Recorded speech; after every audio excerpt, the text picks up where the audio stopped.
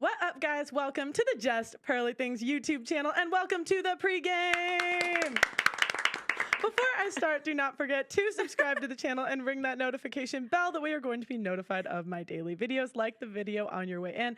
We have a special panel tonight. But before we get to that, a couple announcements before we start the show. The first is that we have two Clips channels, Just Pearly Clips and Pearl Daily. Make sure you go subscribe to both of those. Sign up for our membership tiers. Follow me on Instagram. And thank you for 800K. And thank you for 100 episodes.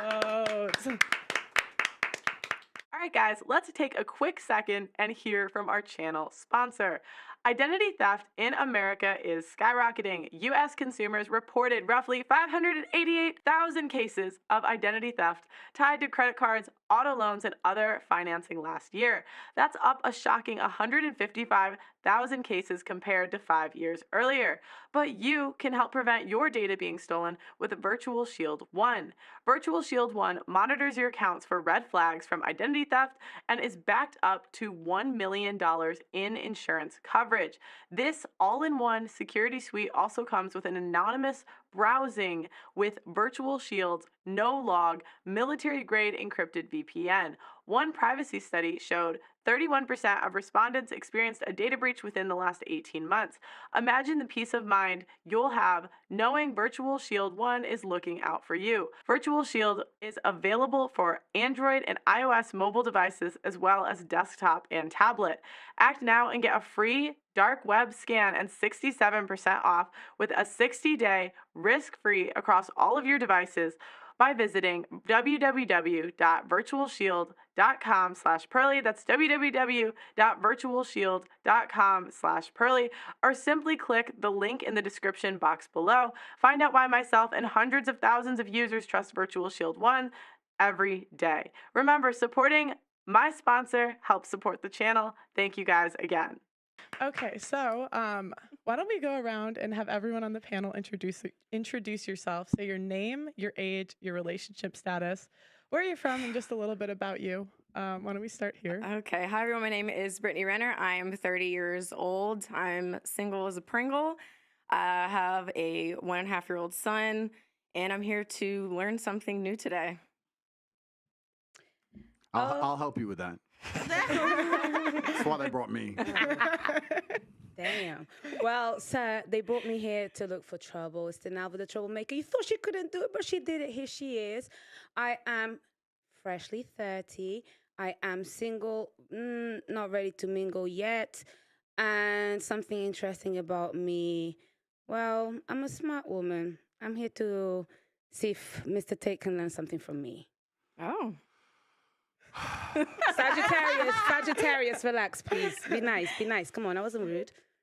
Andrew Tate, 36 years old. I cannot disclose personal information because, of course, my enemies are after me. But yeah, I'm here to educate, as I always am. Perhaps somebody will say something remotely insightful, but at least I get a clementine if not. So I'm chilling with my orange. And it's your girl Esther, the Nigerian queen. I'm here to entertain, to disagree with somebody in here. Oh, Auntie, she's looking at you. Really, I am looking at somebody. It's her favorite duo. It's her favorite duo. But no, for real though, I'm just here to have a good time. Just, yeah, get some vibes. And in terms of my relationship status, I am single, doing interviews. I'm not just going for anybody. But yeah, that's how it is. Auntie Jenny here, 54. I'm here to cut out the bullshit. Simple. I like that. Okay. I like that. Thank you guys. I bet you do. Yeah, well, you have to cut the bullshit. That's the problem with the world today. It's too much bullshit. And they're not direct. If they've got something to say to you, just say it. Absolutely. Why are you Don't being mean already? I don't really care. If you've got something to say, just say it. Don't beat around the bush. Just say it. So 'Cause if basically, I've got I'll something say to it. I already got my just say teammate. it. Just say it. 100%. Hey, Auntie, I Yeah. beg, give the girl a chance to speak now and relax. What girl? Hey, What have I said? this one. What have I said? I'm addressing the elephant in have the I room, said? innit? Listen, I don't believe in no elephants in the build room. yourself If up, there's like- something to say, just say it. Don't beat around the bush. If you got something to say to me, I am here. Talk to my face. There should be no elephant in the room because this ain't no zoo. You understand? So if you got something to say, just say it. We're all Me? big. No, I'm just saying. We're just all big people here. So if I want Okay. to say something to you, I'm going to say something to you straight like I normally do. Yes. If I've got something to say to Esther, I'm going to tell Esther. Whether she likes it or not, I don't really care. Andrew Tate, my son's older than him, so I don't give a damn who he is. I'm going to just say what I got to say. So whoever don't like it, that's tough. Don't come. You You shouldn't missed be out here. Brittany. I feel picked on. Okay, so And Brittany too, right? Even Pearl too. Feel better now. yeah, Auntie gave me Auntie was yelling at me in wife school the other day, so she doesn't give a shit. Okay, so my first question is, what is the number one problem facing men today, and what is the number one problem facing women today? I can say something. Come on, 'Cause ladies. everybody's Everybody's gonna going to say- educate you know, me. The number one problem. Answer all the questions. Come on, tell The me. number one problem with men is that they don't tell women the truth, and the number one problem with women is that they can't handle the truth. Simple. Ooh. That's a good paradigm to start from, because it's actually very interesting you say that. A lot of women say, I just want a man who's honest. And then the second you're honest, she's like, what? You did Exactly. what? It's like, well, then don't ask me for honesty. Of course I fucking lie. Thank you. So that's a good point. I agree with that one. I don't think it's the biggest problem, but it certainly is a problem in relationships today. That is a problem. The biggest problem with men today is that I think the world is becoming hyper competitive. Most men are not aware and understanding of how quickly there's going to be a genuine shift in between those who have things and those who do not have things. Not just finances, but also female status, everything else. And it's a status game, right? And it's becoming harder and harder for men to play. And that's all women's fault, of course. Because it is, because women choose the winners, right? Women choose who the high status males are. So women pretend to give a shit about men. Of course they don't. They give a shit about themselves. And a woman, if you ask her what she wants from a man, she's like, I don't want much. I just want to find a nice man who's a millionaire and 6 foot tall and funny and charismatic and interesting and spontaneous and looks after me and doesn't cheat. And is funny and good looking and strong. I don't want much. Like they name all this shit that most dudes are never gonna have. And it's becoming harder and harder, and you end up with people, top G's, who own everything on the planet they could ever possibly wish for, and then you got other guys who have nothing, and there's this large divide. There's no longer any middle ground. You have dudes who can't get any pussy, and then you got dudes who are just blocking girls left, right, and center. And that's what the problem with being a man is today. What about the women? What about them? Well, Should I say the problem I with would women say is? I'll tell you. Well, No, everybody's no, got a chance to talk. I'm gonna shut up and have my Clementine. No, I want to know. I want to know. I want to learn from you, sir. You want to learn from me? Well, Yes, sir. I wanted to answer. I feel like it goes for both. It's not just one or the other. I feel like it's self accountability. Definitely. Women are not accountable for themselves. I agree with you there. Why just 0%. women though? What It's about both. men? It's Yeah, both. It is definitely both. It is both. You're right. But society punishes men for not being self-accountable. But society does not punish women for not being self-accountable. I'll give you an example. If you're a man and you're arrogant and you think you're something when you're not, trust me, society will teach you very quickly that you don't matter when you don't get laid and you stay a fucking brokey. If you're a chick and think you're something when you're not, you can run around with your ego, still get dates, still get laid, still have a fairly sensible social life. Society as a whole doesn't come along and slap you in the face with realizations. If you're a man and you think you're something you're not, it is a ticking time bomb until society teaches you a lesson. That's the difference. This is why men in general are more self-accountable, because the men who are not self-accountable get fucked up. So those who are successful are very self-accountable people. They look at themselves and go, okay, the only way I'm going to get and progress further, the reason she left me, the only way I'm going to do better, make more money, et cetera, is I have to change.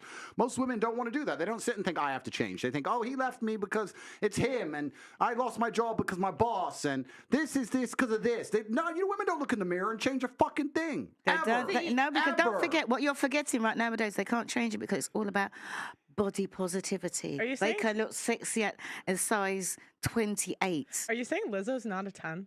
Are you guys trying to get me canceled? See, I'm not gonna lie. I don't agree with what you just said, because 90% of cosmetic surgery is by women. Women are trying to change as much as possible. Men don't want to change. They're not accountable for themselves. They Well- think that because they're a man, you're gonna be attracted to them. No, like you can't be fat. You stay at home. You're just playing video games, and you expect a woman to want to fuck you. No, she's not gonna want to fuck you. Yeah, but then she won't. This is the point. And then she won't, and society will teach them a lesson. They might be able to pull off a little blag with a girl for a year or so, but in general, they're going to end up lonely. In general, they're going to struggle to find partners. I agree with you with the cosmetic surgery thing. Exactly. Women are happy to change their appearance and change how they look, but they're not happy to change how they act. Most of them, they're not Yes, happy they to change. No, they're are. not. The women are changing what the men don't care about. The men don't care about the big old lips. Yes, they do. And no, they do it. The women are doing that for themselves. Yeah. Because the men don't care about it. The men would rather a woman change her stinking attitude then put on all that makeup and hair and everything. That's what the men want. But the women will go out there like, oh, I'm going to change this, I'm going to change that. If you look at a man and the man said, yeah, he's fat.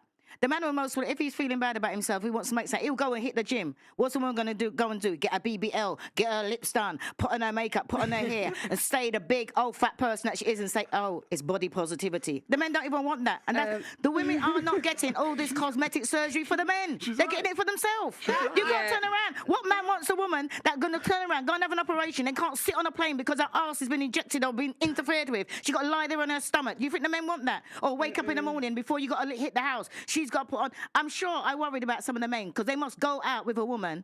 Ooh. And then when they wake up in the morning, they think, who the hell is she? The scars, by the time you catfish. take everything off, women need to change their attitudes before they change their makeup. I'm sure that even more than that, change your attitude. Because women will go out there and they would want to change this, they want to change that, all the things that don't count. If you learn to, the same way how women can go out there and learn to put makeup on, learn to cook, learn to wash by hand. Learn to please a man. That is so outdated, That's what you need to do. That's outdated, girl. She said, "Girl." That's outdated. She's right. For who? I'm saying it's like we had literally just talked about this off camera when you guys picked me up from the airport when we were talking about what's the value system or the point system for a woman who cooks versus a woman who can suck good dick and fuck well. But you can cook and suck dick as well. No, but I'm saying is that Pearl, if you can correct me if I'm wrong, but quoting her was that. When she interviewed people on the street, that there was more points given to something for like a sexual return as opposed to wash dishes by hand. There's a dishwasher. Why cook? We can eat out. There's a chef. People don't give a fuck about that. That's what they think. But but we literally just talked about this yesterday. No, it was okay. I did a street interview and I asked the guys, "Would you rather have a girl that gave good head or a good cook?" And most guys they want this. But I think that's for more, the quick but satisfaction. I think that's more for like a one night stand. But what I'm trying to say is that if you, all the women out there, and they're talking about, well, some of the women want to be settled down. They want a man, right? And you got to think what the man wants. The man ain't interested in that. Look at when you're doing street interviews, you're interviewing single people. Look at the people there that are happily married and ask them what they do. Because all the things that the women out there are doing, you can be a housewife, you can be going out, you can suck head just as good as any old tramp on the street. And keep your man and have a man. And I can say that because I'm 32 years in counting. Auntie, you can't say attraction's not important though. You can't say attraction is not important though. It is important. For you to initially, exactly. A man is not gonna find you attractive and then think, oh, because you can cook well. It's got a chef. A man's gonna find you attractive and he's gonna. Let's ask Andrew. He's gonna. Andrew, would you be with a girl that's 5 out of 10 because she can cook? That ain't what I said. Oh, well, firstly, that's not what she said, to be fair. And secondly, I'd be with a 10 out of 10 who can cook because I'm top G. But to make the point, I think what you have to understand is what men are looking for in a relationship. So you did the street interview, and you're asking single people, probably young people, probably idiots who know they're on camera talking shit about good head, all this garbage. It's bullshit. What men are interested in life, not just in their relationship, but in their life as a whole, is status. I don't think most people understand, especially women, how competitive the male world is and how competitive it is for status. This is why men do everything they do. Men buy the faster car, not to drive any faster, because of status. It's why we want a bigger house. We don't give a shit where we live. It's because of status. It's why I want to go to the gym and get big and strong, because of status. Everything we do is about status. It's why we want the better jobs. It's why we want more money. It's why I want to be respected. So what's the number one thing we want our female to give us? Status. That's what we want. So she can give us status by being beautiful. That's one thing she can do. But another thing she could do is if I turn up home and I come home with my boys and she says, I'll cook you all a steak. That's status. That's all my boys going, Ross, you just been out all night and she's here and she's going to cook for all of us and she'll clean up and tidy up. Boom.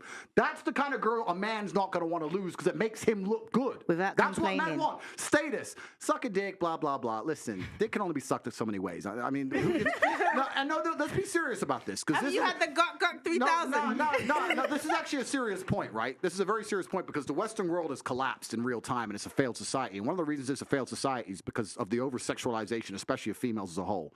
If a woman comes up to me and goes, I'll be the best sex you ever had, I am fucking revolted.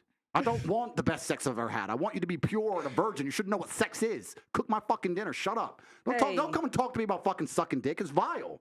It's disgusting. I don't want to hear that shit. Can I say something? I don't want to hear that shit. What I want is a woman who makes me look good. No woman who's running around talking about sucking dick can make me look good. So I lose interest completely and utterly. And that's the truth. So what she's saying is completely correct. These are old school things, but it's not about the act. Yes, you can order food, of course. It's about the status that comes with it. That's what it's about. Sagittarius, spoken like a true one. That is true. My the man's Clementine. my It's the man's a Clementine. Sagittarius. Keeps you Listen, hyped. well, My man's a Sagittarius. so basically, it's a straight shooting sort of conversation. But I think that sometimes we get distracted and we talk about the bicker of between men and women. I think that the problem that men and women have is the consequences of the bad decisions that the 1% of powerful men make on our behalf, because our problems are on a societal level less than between woman and man. That is why there's a lot of competition between men, this chase for status that they will never get. Why is that the fault of the 1% of men? Because they're the ones that drive the machine that runs this. The West It's is always been that way. yeah, but then think about the men that are at the top now, the corruption and everything that's going on. And this is why it feels very good to sit next to somebody like you and just say, do you know what? I appreciate that you say things that are really true. You expose a very toxic truth and a very true truth as well that is out there. But the reality is, on the trenches, when you go to the grassroots, people don't feel the way that you feel. It's not as simple as what you say. They are victims of this system. So my job here is really not to try and make it about men and women, is to make you understand that actually we need to start changing the narrative. You don't want to make it about men and women because they're both messed up on either side. Because then women look bad. No, because it's about everybody together. Women have their traumas, men have their traumas. I'm not here to fight against men and women. That's small. I understand what you're saying. I understand what you're saying. But the idea that this 1% of men have created this terrible society. Yeah, I talk about that. I talk about the Matrix. I talk about these things. But it's always been this way. It's always been a small elite group of men who are in charge of the world. And unfortunately now, we're fighting battles in different ways. The days of old, a man proved his worth by going to war. Basically, every man at any point in his life was going to end up going to war, and he came back victorious, he came back with honor, he got himself a wife. That's how it worked, right? Now men don't have to go to war as much, depending on where you live in the world, and it's slightly different, and we fight our wars in other ways. And one of the true expressions of testosterone and trying to really express your ability and your combative ability now in the modern world is power and influence. So in the olden days, you'd go to war, you come back with a ribbon. Nowadays, you got X amount of followers, you can move the world with money. I can bend reality with money. Please understand, if I walk into Jimmy Choo, they lock the door. No brokies allowed in. Tate's here, and I buy whatever the fuck I want. There's lines outside because I'm there. Mm-hmm. I bend the world with money. That's how the wars are now won. So you're talking about high status males, and it's always been that way. Now you have a whole contingent of men who aren't dead. Okay, they didn't die in a ditch, but they're lonely as fuck jerking off. And that's the reality of it. And women don't give a fuck about them. And why should you? I'm not sitting here actually shitting on women in any way. I think women have a biological instinct to a degree to try and find the best mate they can because it gives them the highest chance of survival in the harsh realities of the world. And if they look at a man who's not capable, they just don't feel an attraction to him. And that's the bottom line of it. And that's why I'm largely misunderstood. I don't blame women for a lot of the problems. Women are guilty of certain things, but I have a massive amount of blame to place on men because there's so many men who are genuinely incompetent. If I was a chick, I wouldn't fuck these losers either. Like, they're losers. So it's hard out Balance. It's I hard. love it. Do you know what I don't understand? Why people are always going for the 1%? All the women want to rush for the 1%. Why don't you just find a regular 9-to-5 person that's going to look after you? You can be his queen. Why can't you just do that? Why is it really rushing? I've got a man. We don't go on social media. If it weren't for Pearl, I want no night about social media. 9 to 5. I've got our own property. 32 years. Happy as Larry. What is the problem? It's not old-fashioned.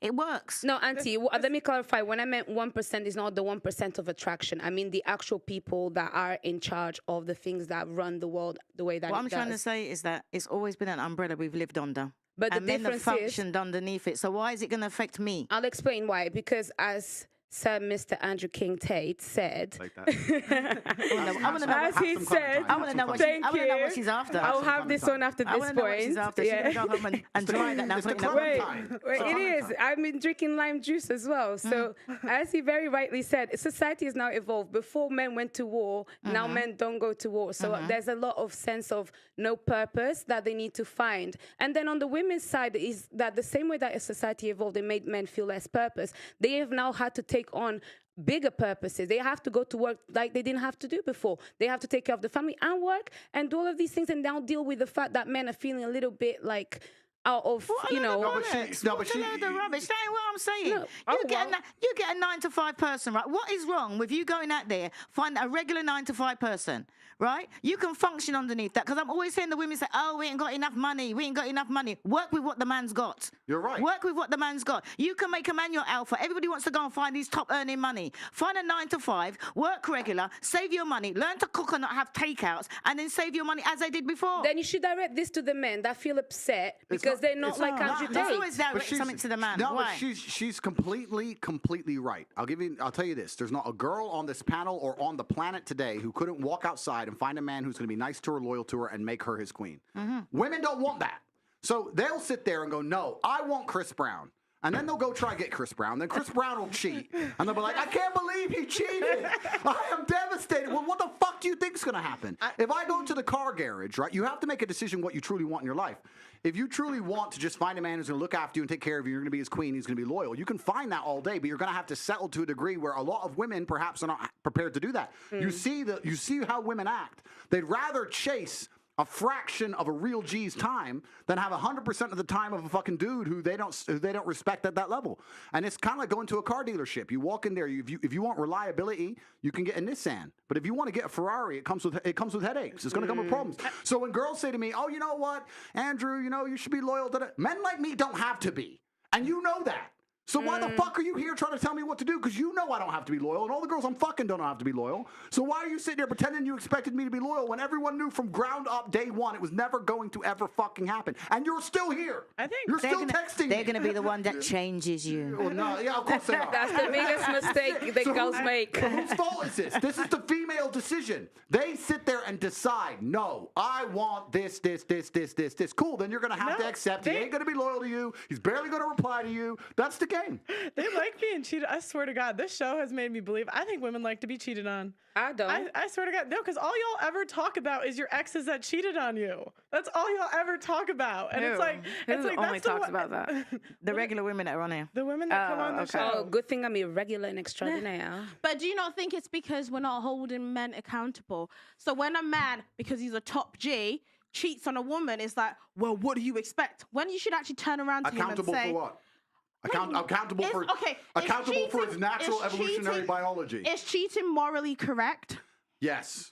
Depends. Yes. How So can you're you say? How can you say that? Are you You're joking? okay with your woman cheating on you then? Absolutely not. That's haram. No, because Oh, it's around when she cheats on you, but you can cheat on her. There has not been in the history of humanity across any culture, any book, any story, any fable, there has never been across the history of humanity any respect put on the name of a promiscuous female ever. Ever. You name the biggest conquerors that you can possibly name from history. Genghis Khan, Alexander the Great, all of them. They all had 100 wives, bunch of children, big G, conquered the world. Normal. That is normal evolutionary biology. That's how men are designed to be. There's never been a single female who's been celebrated for her promiscuity ever in history. It's always been frowned upon and disgusting. So yes, we are completely and utterly different. Yes, it's different if a woman cheats on a man. And if a man is at a complete top level of his life and ticks every single box, and if he decides to be loyal, which some do, and I can be loyal, and I have been loyal, but there's also times in my life where I think, fuck it, I don't want to be, and get a new girlfriend every single day of the week. I can do that, and I can decide to do that. If a woman decides to do the same, purely because her value is high enough to attract so many males, because she's beautiful, for example, it is completely different. And I'm going to explain to you why it's completely different, so buckle up. It's different. It's different. It's different. Well, I'll tell you why.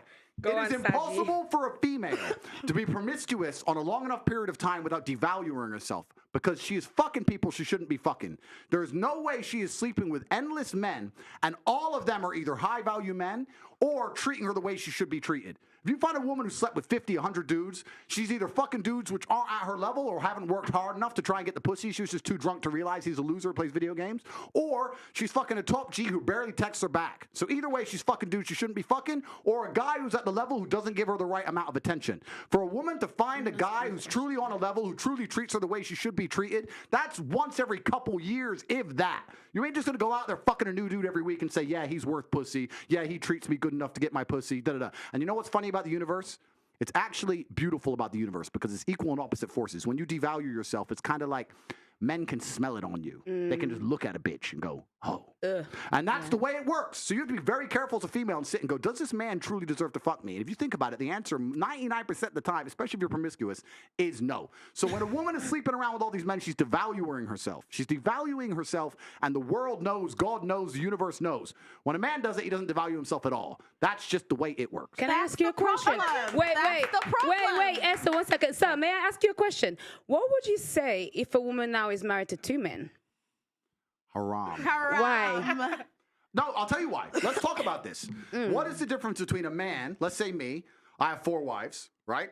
What's the difference between a man having 4 wives and a woman having 4 men? You can impregnate the 4 wives at the same time. You can impregnate the 4 wives at the same time, and we know who the parents are, right? So Yes. let's say you had 4 pregnancies, you'd know who the mother is because she's carrying the baby, and you know who the dad is, top G. If you had a woman with 4 men and she gets pregnant, who's the parents? What about if... No, I'm asking. Do Okay, you know? I ask, what if they're different races? One Answer white, the one black? question. You don't know. Answer the question. You don't know. Now, modern science can come along and maybe fix that for you, but that doesn't mean it's not wrong in the eyes of God. The idea of having a family, the idea of a child being born, one of the baselines for a new life to come onto this planet is for at least to understand who the 2 people who made it are. At least. If you have a woman fucking 4 dudes, you don't even know who got her pregnant. So may I just It's say... disgusting. Wait, Have you seen the twins that had 2 different dads? Oh, that's... Oh, yeah, I saw that. May I just say something then? So if that is the case, yeah, if the one thing that you're meant to have is you, at least you know who the 2 people that put that child on earth are, then that's why promiscuity for men is also a problem, because they get women pregnant. Sometimes they don't even know they have children. That's haram, no? No, it's completely different. It's different because you have to understand, I'm talking about humans. You look at humans from a societal perspective, but society has changed, right? So let's say 300 years ago.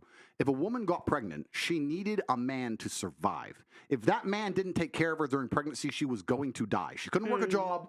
She couldn't hunt, couldn't fish, whatever, right? A woman literally needed that man for survival.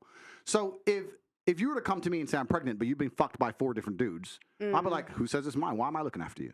None of them want to look after her. She will literally perish. This is why in most of the world today, still today, virginity is so coveted. And throughout all of history, it's been so coveted because that's the only way to ensure paternity. She's a virgin. I know that's my baby. She ain't a virgin. Prove it's mine.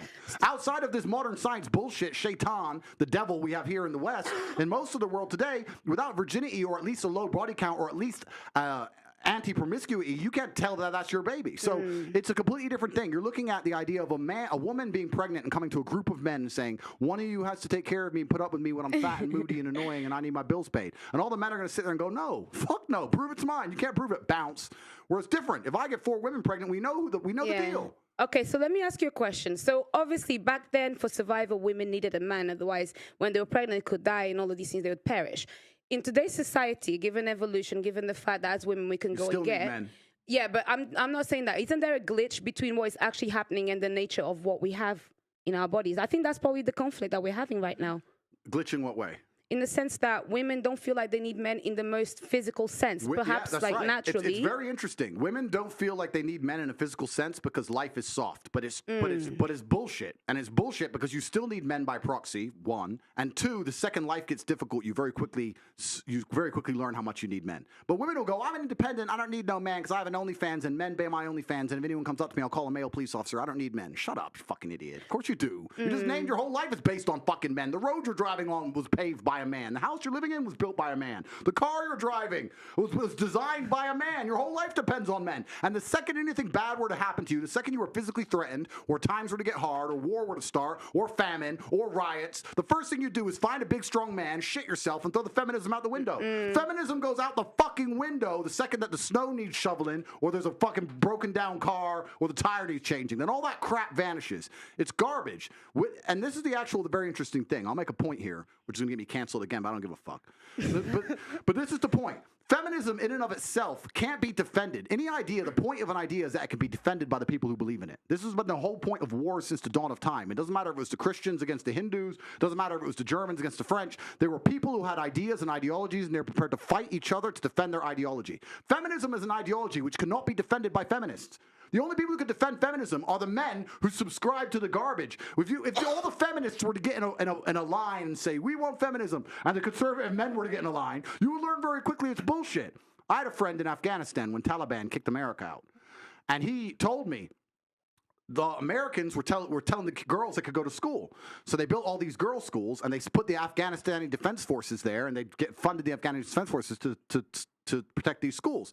You had American satellites, you had night vision goggles. Taliban were afraid to attack. America leaves. Now you have Afghani Defense Forces. They're basically blind. They don't have satellites anymore, don't have night vision, whatever. So now it's a real war. The men are standing next to this girls' school. The Taliban are coming. You're some dude. You're standing there, and you're looking at this girls' school going, I don't really give a fuck if girls go to school. Bounce. And you didn't fight. So that's why they all gave up and Taliban took over so quickly. And when I said this, the girls like, yeah, they should have fought for us, feminism. Why don't the women fight? Can I ask? Oh, wait, the women can't defend their own fucking idea. You need men to defend feminism. So that's why the whole thing is stupid. Because the second men don't defend it, it just fails as a fucking ideology. It's garbage. May I tell you something now? So this is the thing. This is when we assume that women perhaps don't have the physical or even mental ability to go to a war. Wait. Because this is the thing. For example, in Ukraine, a lot of women took up arms. And in fact, I'm Angolan. I'm Angolan. I'm Angolan. And Don't lie listen, to the people at home. Wait, no worries. I'll talk about my personal you wanna story. Go to war? You wanna fight the front let lines? me tell you something. This is the thing. I think it's also really like silly to assume that, for example, a woman, because she didn't go to school, she'll not be as intelligent as a man. Therefore, naturally, a woman is not intelligent. No, it doesn't make sense. If we're now starting to normalize equality and we want to put everybody in the forefront, give a woman a Who's gun. normalising equality? Well, that's what people are wanting. Then that's People the case. like who? Let me tell you, Auntie. Who wants to normalise equality? People like who? Feminists. Who else No, wants to? I want. Well, actually, no equality. I want respect. That's really Yeah, what but I you What's want. stopping you from getting respect? Exactly. No. I get respect. I What's stopping get you from getting respect. I get respect. but That's you what I just want. said That's you what I want like. respect. What I think is, You don't even know what you want. I'll tell you what I Don't know want. what you want. You want as a equality woman, I and you carry want myself respect. differently. I actually hold the things that I have done in the fights that I fought. I hold it. That's why when you speak to me, I don't move different. I move different to many of the girls. That's why when you talk to me and you argue with me, I don't take argue it. with You do sometimes. you. And I I'll don't tell you argue. something. A lot of women may have the accolades to be somebody, but they are uncomfortable to own that. And the reason why, then I would like to ask you, for example, I do need a man, for example, to, procreate. But other than that, I'm quite strong. And I would find a way to protect myself differently. With that mentality, what would be the man that would be for me then? Denalva, what would you do if one of these security guards broke into your door? What would I do? Okay, I'll tell What would you do? What would One- you do? No, seriously, there's no guns here. She's a feminist. I'll She's a tell you. feminist. No, I'm not a She was feminist. shit and say take me. I'm not a feminist. I'm a bit smarter. Okay, Either okay, I play these dead, two guys. one. Yeah. Okay, they see you're not dead. It's okay. They No, see I'd you be like breathing. this, and then if not, maybe I would kind of like be very gentle and comply to find a way to get out of it. so If let's they make- want to but let's come and make an- kill me, but let's make an there's not important much that point. many people But can let's do. make an important point. You're talking about equality equaling respect. The way you get respect as a woman is by being feminine. There's nothing, we can be equal and very, very different. I'm not saying that there's not equality, but you've confused equality with the same. You can be equal with Equity. completely different things. You can have a bishop and a knight on a chessboard. They're equal in terms of points, but they do different things, right? A woman can have equal respect to a man if she is very good at being a woman, and a man gets respect by being very good at being a man. When a woman decides she wants to act like a man, or a man wants to act like a woman, that's where all gets fucked up. We try and pretend it's all the Yes. same. It's not the same. Men and women are good at different things. We have different strengths, different weaknesses. There's nothing wrong with accepting that. There's nothing wrong with saying, I'm a woman, I'm good at X, he's a man, he's good at Y. Then we work together as a team, we have a beautiful family, we're happy forever. It's only confused where you have women who sit and go, no, because in the name of equality, we can fight in war. There's no fucking women on the front line in Ukraine. That is psyop bullshit. They put some chick there dancing around doing Pokemon dances to try and convince men to go You're fucking die in a brutal. ditch. It's garbage. If you go to the front line of Ukraine right now, you do not see women in their makeup and their manicures. You see fucking men in the freezing cold dying. You know where the women are? Dubai, chilling. That's where the women are. So to sit and pretend that women are just as capable physically as men is a fucking lie. It's delusion. To say that you're as strong as men is a delusion. You are good at No other way. things. You're better than men at a lot of things, but it's not the physical world. And the unfortunate reality about life, this is what we're saying when I was saying earlier that feminism goes out the window when things get hard. The harder the world gets, the closer it gets to the baseline of humanity. The unfortunate baseline of humanity is violence. That's Yeah. what happens if all the electricity were to go out and all the police were to quit, this would become a violent place very quickly, and there would be fucking zero feminists left. Zero. You would all need men. That's the bottom line of reality. That's the bottom line. So you have to Yes. understand as a woman and say, okay, But no I need a one's man who's good at being a saying- man. But no But- one's saying that we don't need men in society. Of course we do. We're talking about relationships. Yeah, you're strong, but the thing is, I can live my life as a woman and not need a man. What's a woman? I can, Oh, Pearl, stop like it. in my day-to-day life, I don't need a man to fix my car. I'll just go to the mechanic. But listen, right? I listen- don't, yeah. But is the mechanic a man or a woman? No, I'm saying yes, we need men in society, but in relationships, the only reason I actually need you is because I want you. I don't actually need you. Do you know what? I, To have I, want, babies. I need you to procreate. Yes, I agree. But the thing is, I don't need you in my day-to-day life. What if You know someone, but wait, what if someone breaks into your house? I'll just call the police. Okay, what if they don't come? What if the average Play in the dead. US, in the US it takes like 15 And give him everything. in the US it takes like 15 That minutes is- for them to but get that's there. not realistic. What- That okay, doesn't okay, no, happen on okay, a okay, okay, day-to-day okay. life. These Wow. two guys in your house, what are you doing? But that's not realistic. I've not had any man break into my house on a day-to-day. No, but the It point- doesn't the point- happen. The point is, So let's be I know what realistic you're, now. I know what you're saying, but the point is this. The point is, when we're talking about feminism as a whole, feminism as a whole demonizes men. And you just sat and said, besides procreation, I don't need a man in my life. I can go to a male mechanic or call a male police officer. They're men. So In it's society, so, you yeah, are needed. societally, I yeah. agree. Okay, Of so- course, we need you. Of course. So you're talking about being with a man because you want to. So my Yeah. question to you is, why would you want to be with a man? Why would a man want to be with you? Because they're sexy. Like, I feel like because of the They got something Can we just between talk their about men? legs. Sorry, Hang on a I minute. love men. No, I love we dick. don't Okay? sound like it, but it's not all about dick. What I'm trying to say is No, that in a good relationship, right, one that works, there's blue jobs and there's pink jobs, right? And that's the problem that women have got. Oh, geez. They don't want to be doing no pink jobs. But that's not Do you know what we're what I mean? talking I don't even about. think that's what we're talking about. We're talking about relationships. Why do you need a man in a relationship?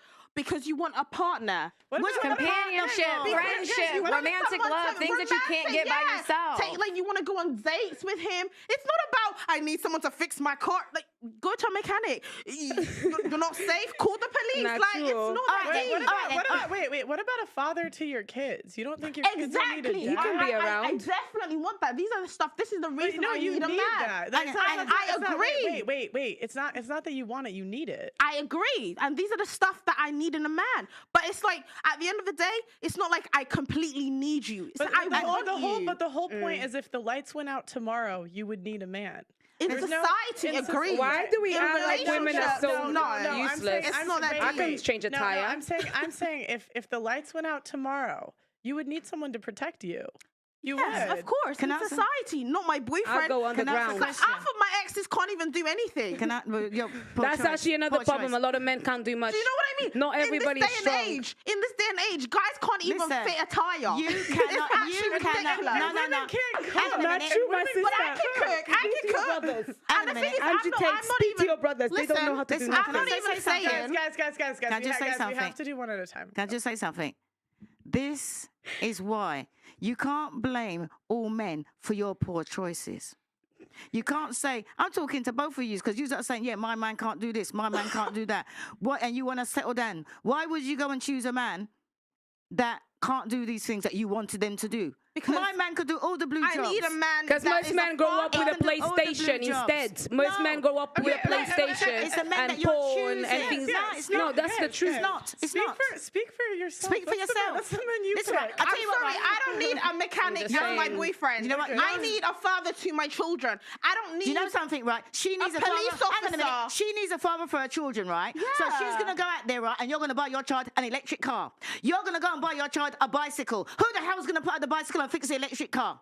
Who's gonna do it? You got YouTube. I know how to do these Bro, things. I I don't- fixed So a why Bentley do you need a before. man? Why I do you need fixed a a man? Bentley. If you can do everything yourself, go and get some sperm donor or something because you obviously don't need a man. That's Because- the future, I and think, the thing you is, know. no, it's the future for who? No, of That's like the problem. society. Because at the end of the day, Auntie, right, what listen, year are you hang living on. in? The What year that year you're are supposed you to be living in? Because Like, hang on a you minute. act like Wait, we are in the guys, Stone guys, Age. guys, Let me guys, finish one at a talking. time, Let me one at a finish time. talking, right?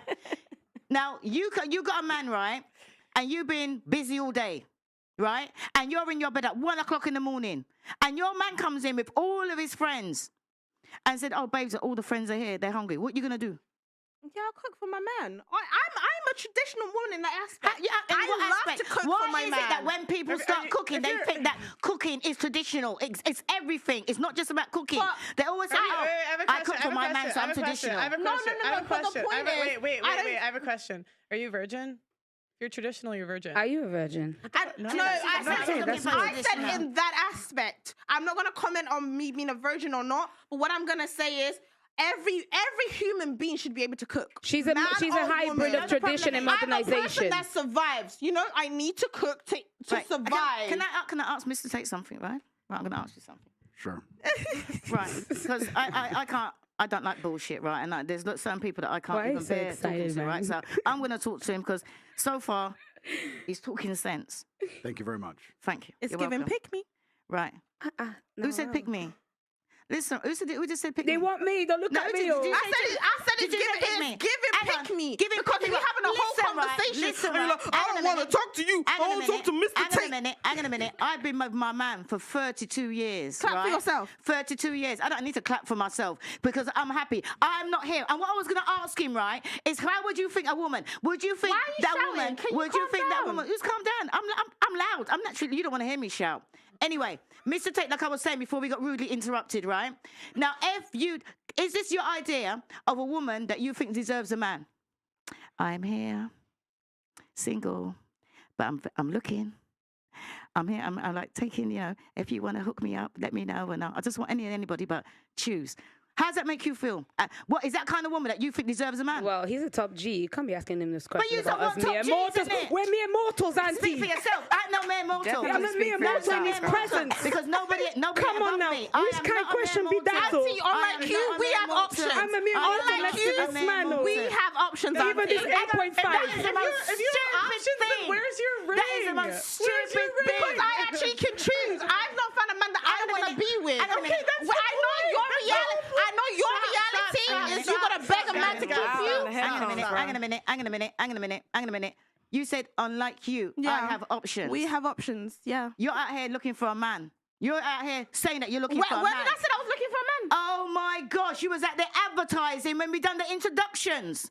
That's what you said. I said I was doing That is what you interviews. said. I didn't say I was going out Oh looking for my a man. I said God. I'm doing Hang on a interviews. minute. You But come to me, listen, I'm hang gonna on, decide hang on. if I want you. Mr. Tate, listen to this insult, right? Listen to the outshot. I'm not insulting Listen, you. hang on, listen. All right, I'm then not what do you call it? insulting you. Sign language. What I'm learning. Sign language, right? Listen to what she just said to me.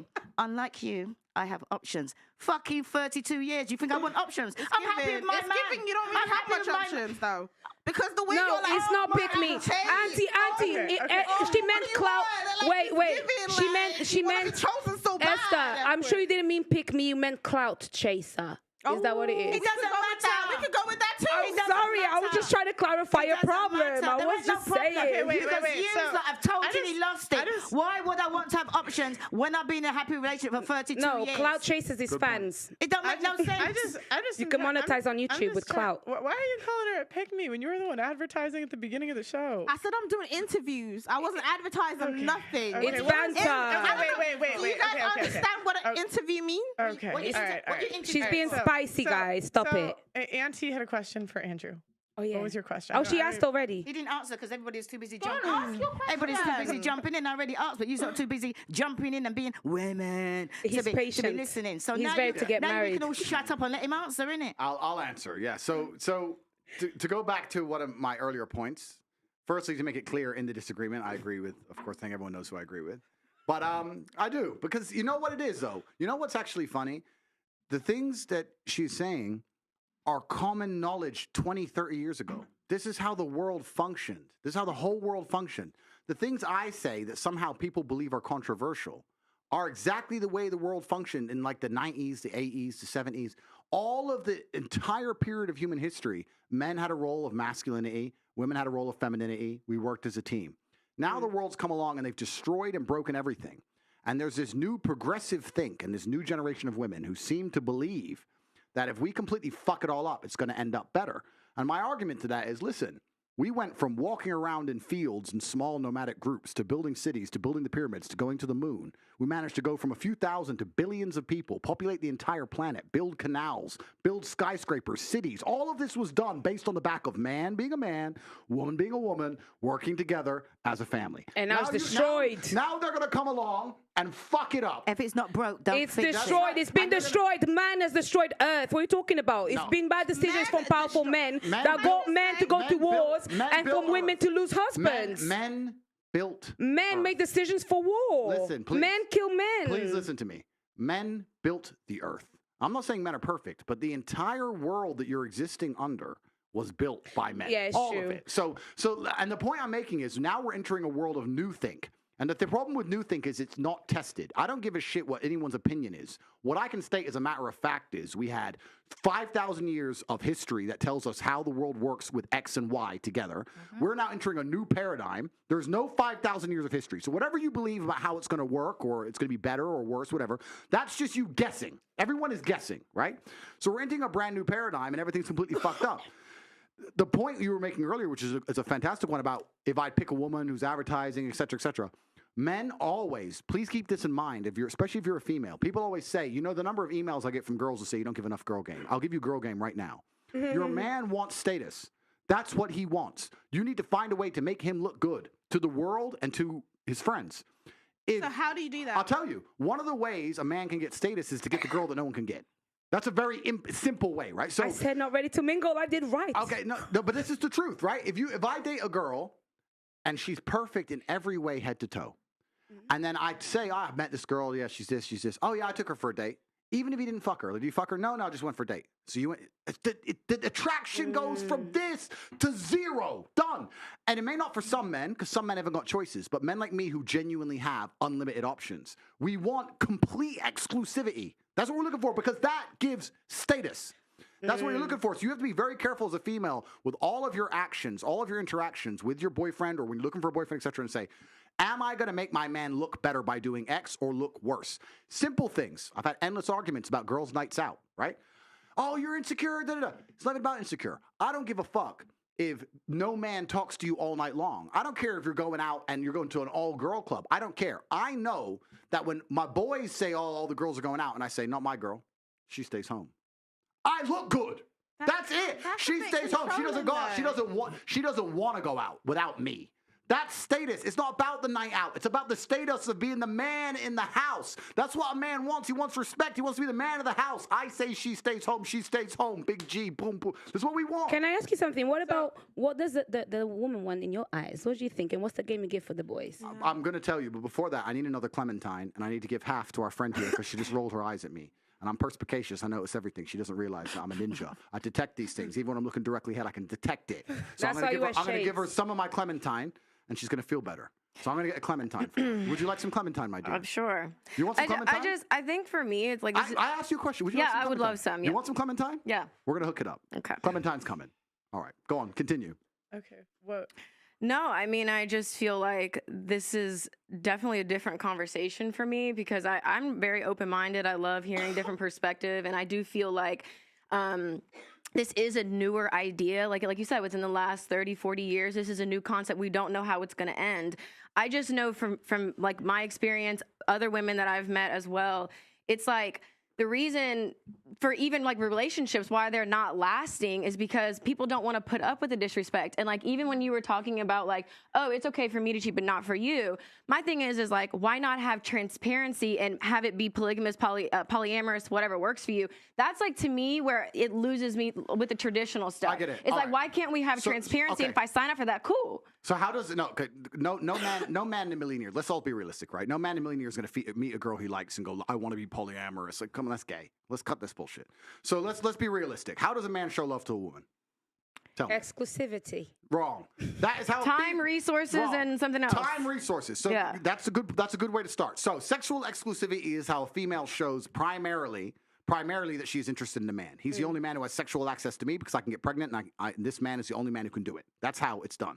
A man, yes, I'm not saying all men can cheat. I'm not saying all men should cheat. I'm not saying that. I'm saying that if I truly love a woman, she won't sit there and go, he shows me his love because he doesn't fuck anyone else. She'll sit there and go, he shows me his love because my bills are paid, I'm in a Bentley, I fly private, I go to Dubai anytime I want, I have a Chanel bag. And I'm not talking about just money. I'm talking about resource and a lifestyle as a whole. This is not just me. This is the world and most of the world today. If you go to Moscow and you find a big G, a rich guy, right? He has his wife, she's pushing a Bentley, she has a kid, she's living in a mansion, whatever. When he goes to the club with his boys, you think he ain't with 19-year-old strippers? Of course he fucking is. Can I ask but you? She's just like, whatever, don't care. I'm the one who has the money. Don't give a shit. So you have to sit there, and to a point, you have to sit and analyze the difference when you're saying disrespect. If you're gonna go through life as a woman and say, I only care about the sexual exclusivity of my man, then what you're gonna end up doing is having a bunch of failed relationships and fucking loads of dudes. Okay. There has to get a point where you go, you know what, this guy ticks so many boxes. Once a year, twice a year, he's out with his boys, does some dumb shit. I'm just gonna pretend I didn't notice because my bills are paid, I'm looked after, I can tell he cares about me. If I have a problem, he's gonna fix it. He's ticked so many. That's the smart female move, as opposed to go, I don't care how good he is to me. He fucked that bitch once, so I'm gonna leave and I'm gonna get another man who I don't love who'll fuck another bitch anyway, and then I'll get another man who I don't love who'll fuck another bitch. It's an endless cycle of dumb shit. Can I You just have to bite the bullet. But more mild examples, though. Wait. I have a question. Is there ever cheating that's too far? Like, so if a guy cheats on a girl, is there ever a point where she? Yeah, like, there's a lot of cheating. There's completely a lot of cheating. so that's too like far. if he knocks up another girl, would you say that's too All right, far? all right. So Yeah. first things first, I'm a man of my word. I don't even think I'm a liar. So here's your Clementine. Thank you. And he peeled it. What a Thank gentleman. you. I'm a gentleman. Right. So obviously, I'm not saying blatantly disrespect your woman, right? She's your woman. She's your queen. She's the most important thing in the world to you. She needs to be treated in a way that she feels that, right? But it's unfortunate because I keep tying back to this baseline point. But the reason I keep going back to this baseline point is to try and explain to everybody at home how simple the world can be if you go back to the baselines of it. Why do men cheat? Most women don't know. You'll see them all the time. Why do men cheat? Oh, because men are just stupid. And why do men fuck girls uglier than their main chick? Why do men do all this stuff? They had Do you a know moment. why? I'll tell you why. Let's go back to the first thing I've been saying this whole time. Status. Yeah, that's my chick. She's home. Took this one home. Yeah, I got that one. She's chasing me. That's dead. Status. But it's stupid to females. I get it. But that's the male world because sexual access is an easy indicator of status. So that's one of the reasons they do it, right? So you have to go back into the baseline of why men even cheat in the first place. I'm telling you, if you're a woman, the smartest thing you can do is look after your man, make him not want to cheat, be perfect. But there's going to be a time across a 20-year marriage you might just need to be a little bit blind, a little bit. Just a tiny bit. Just don't look at his phone. So and what you'll be cool. You'll be cool. Just make sure the bills are paid. He does his job as the man. What Now, if I'm you not can saying- pay your own bills, though? But this is it. We'll talk about that in a second. But I'm not saying allow this for some fucking Joe Schmo. I'm not saying let some fucking loser pick you up, lock you down, and go cheat on you. right. I'm not saying that. I'm saying if he's a G and he's doing enough of his other jobs. As for you saying, what if you can pay your own bills? Then what's the reality you face? Just like I described earlier, I'm going to decide that the thing that I prioritize above everything, above his resource, above the amount he cares for me. You'll see men cheat on a woman and then cry his eyes out trying to get that woman back. He still loves you. It's not the same as if you cheated. He loves you with all his heart. He'd die for you. He'd take a bullet for you, and he'd still fuck that bitch. Doesn't matter. It's a different game for men, right? So you're sitting there going, well, I'm going to prioritize his sexual exclusivity over all of his other attributes. You're just going to end up having endless failed relationships, fucking too many dudes. And then what's going to happen is your psychology is going to break because females don't like to accept the fact that if you sleep with enough men and you get rid of the stigma around a new dick, your instant answer is constantly new dick. He didn't text me today. Fuck it. Someone else. He was rude to me. Fuck it. I'll cheat. He was this. I'll get a new boyfriend. And then you end up just jumping on cock all day and you're fucking done. You need to, the reality is there has to come a point where you get a guy and he ticks boxes and you're like, you know what, I'm wifey, I got the Bentley, he does whatever he does, but my bills are paid. That's so it. When would you say Fair enough. when would you say it's too far? I'm just curious if there's a line that you would like if he spends money on another girl, if he like when does it Okay, that's a good question. And other second question, do you think that men ever fall in love with side chicks? Very good question. And this is a long and in-depth answer, but it's a good question. Let me peel my Clementine. But no, but it's a good question. Where is too far? I think publicly disrespecting is too far. So like you'll notice. Let's take the Moscow G. All right, let's take an oligarch, a billionaire from Moscow. He has his wife. He has the girls he's in the club with. The girls he's in the club with wouldn't fucking dare message his wife. They wouldn't dare step out of line. Like they know their place, right? So if there's a hierarchy and they know their place, that's one way of doing it. Spending money on a girl, certainly, yeah, because men show love primarily through our hard work, not just through our resource, but through our hard work. If you take a man who's not particularly rich, he shows his wife love by getting up every day, going to work 9 to 5, working his ass off, and paying those bills. That's how he shows love. That's why he does it for his wife and his children. Most men are out here working bullshit jobs, carrying trash. They're doing that to show love. So giving money, yeah, that would be a far more scary indicator than just sex. Let me give you all an example. I don't know if you all know my history, but I used to run a webcam business a long time ago. Don't want to talk about it, blah, blah, blah. But I had a bunch of girls who used to sit online and talk to guys, and they had laptops, right? This is a long time ago. And I used to sit and say to some of the webcam girls, I'd say, this man who is sitting in and logging in every night and sending you money every day and telling you he's obsessed with you from the other side of the world and missing out on time with his family to sit here and talk to you and send you money. That is more cheating than if he just went out and banged something. If he went out and banged something and came home, then done. But he's sitting here giving you his time, his money, his affection. That's cheating for a man. For a man to sit there and give money and time away, right? Yeah. So you have to stop this idea of sexual exclusivity. Yes, that's for females. That's how females show their love to men. It's not how high status, at least, males show their love to females. And anyone who wants to disagree with me, call me wrong, call me misogynist, whatever bullshit.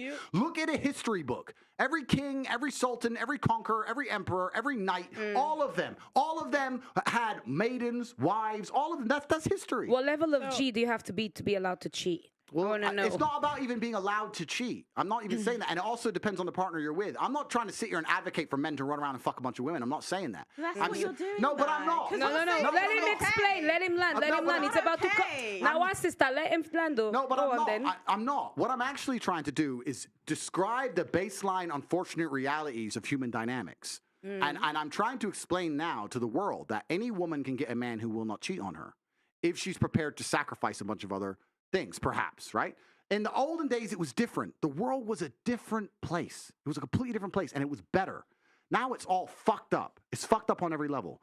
And men, especially the high status men, most of them have struggled so hard to become high status. They've been through so much shit to get where they are. It's like telling him, if you climb this mountain, you can go to a candy store. And he climbs to the top of the mountain, and the second he's in the candy store, after one piece of candy, that bitch is saying, no more candy.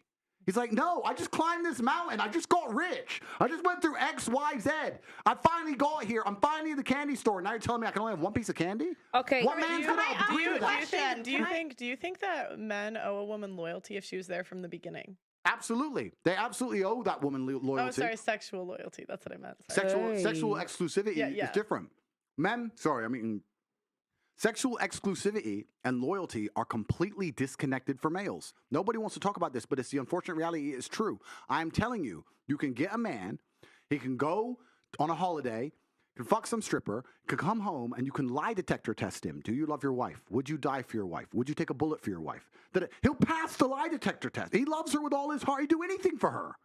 It's just pussy. It's not a big deal. It's different. I feel like, I guess my question would be then is like, how do you view sex? Because I like, sex at the end of the day is spiritual unification. I feel like I've gone through a lot of different stuff. I've had a lot of different experiences where I did not value myself, so I never had a man that valued me. So it's like, yeah, you rack up guys and guys you shouldn't be texting back or whatever. But I feel like I understand that there is a difference with how men view sex and how they move around in the world. But it's like, sex is a sacred thing, no matter a male or female is doing it. So that's why for me, like my biggest, like the hardest for me to understand is like, this is such a sacred thing. And it's just it's like taking a piss for a guy. Can I just say something? You sure you weren't making love to somebody that was having sex? I'm sorry? You sure that you weren't making love to somebody that was just having sex? Hey, auntie, that's Have I- in there. No, that's what it sounds like to me. It sounds like as women, they make love to men that are just having sex. Right. That's the difference. That's not the point. But my thing is, But okay. I think, Not but all I the think time. so. I think when men hear that, though, it's like if it was sacred to you, you would have waited till you were married. But it's And like think that's- right. No, I get Yeah. that. But the reality is that the world is not so black and white. So I understand that there are these things in place that worked and made sense, and now we're approaching an era that like we don't know what's going to happen. But there's gray area. You've had sex, I've had sex, she's had sex, we've had sex with different guys. That doesn't mean that we're damaged goods, we're used goods. I understand status is a big part of that. I understand that sex is viewed differently, but I feel like you should not. If you're looking at face value, I can understand why you would be judged from your past. But if I'm a guy interested in you, I don't care about what you've done. But that's this the is thing. Like men do though. That's the thing. Like a virgin's more valuable to a man than a girl that's had sex with multiple men. Like it just is what it is. There's a limit. But the modern man's solution is not a even- virgin. A modern man needs a partner, somebody that's actually smart and can survive in the world of today. But I'm saying the men with and the that's most, going to the be a men with lived the most, woman. the men with the most choice are gonna pick women that are more pure in general. The ones that are already Like- self-made, I guess so. But that's the And thing. The beautiful, too, reality don't, is, like- the reality is that there's a lot of men out there, especially in the world that we live in today, that need a partner. So it's time for those masses of men to start respecting women for the role they can play in their I lives. don't think average men expect women Do you know to what be it is? virgins. Do you know what it is? But it's this rhetoric that actually then is pumped into these minds and creates what people now complain about, the misogynistic world. No, do you know That's what it is. Even in schools, it's Why like is it- why is permeated it through it all and Why is it perpetuated. misogynistic for men to prefer women that are more It's pure? not that it's not, that's not the problem. The problem is now, listen, the maths is very simple. You've got people like Andrew Tate talking about these things with such clarity, and it makes so much sense because it is true, right? And then you have men that are in these situations where just average, working an average job, and they cannot fulfill whatever definition is called to be a man in these Yes, they can, and that's what he said. He did say that. Yes, they can. No, a 9-to-5 man can do it. But then again, wait. This is the thing. What we're talking about as a man, and this is why I say it's very important for us to understand the person that we're speaking to. And I'm very glad that you clarified everything that you mean. Not every man is like Andrew Tate. Not every man is going to be able to even realistically demand for certain things from a woman. So the same way women need to compromise if it comes to a man who is going to cheat on her because he's a top G, is the same way men are going to have to compromise and stop blabbing about purity when they can't demand for that. Right? You didn't get none of what he I made my point. That was the whole point. What point? Well, duh. What? Because you just quoted him. You just said about his thing, and you didn't. No, only did I get clout. I made my point. I said the average man does not have what it takes to demand for a virgin Hang on a minute. He already said that. And I reiterated in my own words for my own content for my page. And do you know what it is, right? Is that too many women, they see regular guys and they feel they're settling. You're not settling. You're getting what you deserve. But you can't be asking You're not for a settling. virgin, though. You're not settling. But the difference is men know this. Like most average men aren't demanding. The average men never said they were a virgin. But the difference that's what Tanalva's saying. Wait. The difference is average men know they don't deserve a 10. They know they don't deserve an 8. They know they don't even deserve a 7. And they still go messaging them on the stories and do all this dumb stuff that is just ugly. Like most men in history haven't even reproduced. And so it's like men know, but the women are the ones that are delusional. There's regular men out there. There's regular men out there. Chris Hemsworth. There's regular men out there that will have you down. Yeah, but can I just say, people are watching Tate, not understanding that Tate is part of that 1% of success, and they think that they can demand the same thing. They can demand purity. One second. Sorry. I understand the point you're all making, but let's understand something. To the sexual marketplace, females have always been, and still to a degree are, the gatekeepers. It's men will, you can think about it in a very simplistic way. This is not the case, but let's simplify it for the sake of argument. Imagine men will run around and fuck anything, and women are the ones who say yes or no. You are the gatekeepers that have all the power. And this is what's actually truly interesting about the sexual marketplace, because whenever women go, there's not enough good men, then why are you fucking, of course, why would they be good if you don't make them be good? You're fucking losers. That's a good point. So women, so you're talking about, I'm saying that, a man at a certain level can't do certain things. If you were with Joe Schmo and he wasn't treating you the way you believe Joe Schmo should treat you, then why are you with him? Leave.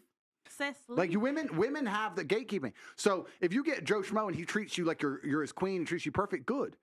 If you get a fucking guy at the absolute upper echelons of value and you still aren't happy with what he's giving you, then leave. Women are the gatekeepers. You women actually have all of the power. This is what's beautiful about the whole thing. Yeah. Women are constantly complaining. You have all the power. You're the ones who get to choose. Do you know who you should be mad at for all this shit? I'll tell you who you should be mad at. Do you know who threw away all the female power in the sexual marketplace? Promiscuous females. Because now you got chicks who will bang anybody without trying. So why should a dude get up and try? No, do you have any idea how hard it is to actually be, let me make this clear. Go on, sir. Do you have any idea how hard it is to actually be, no bullshit, a man?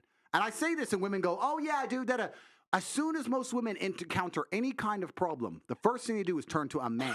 Their man, their dad, the mechanic, the police, a man. If you actually put a woman in front of a problem and go, no men, they're like, oh, whoa, fuck. It's a mental breakdown. Men, day after day, especially if you're a high-level man, let me make it something clear from my life. I'll talk from personal experience. I'm not just looking after me. I'm not just looking after my chick. I'm the guy in about 300 people's phone books that they call when anything big goes wrong. You get arrested in Russia, you need extraction from Ukraine, you need $1 million, whatever it is, Kazakhstan, abduction, they call me. I'm the first phone call. I'm fixing 400 different lives. I'm a problem solver. Chicks can't fix fucking any of this shit, right? This is how hard it is to be a man. And it's amazing because society expects it of you, but so do women. If you had a man, be honest, you had a man and you went to your man and said, oh, I've got this problem. I can't fix this. It's broken. The car tire's broken. And he went, I don't know. You would dry up. Like, you'd be like, well, fucking, what the fucking point are you? That's the truth. You could sit here and go, oh, we'd call a mechanic. No, you wouldn't. You'd look at your man and go, what do you mean you can't fix it? I'll do it myself, waste man. And this is what she's saying about your man will get up and go, and you know what's beautiful about masculinity?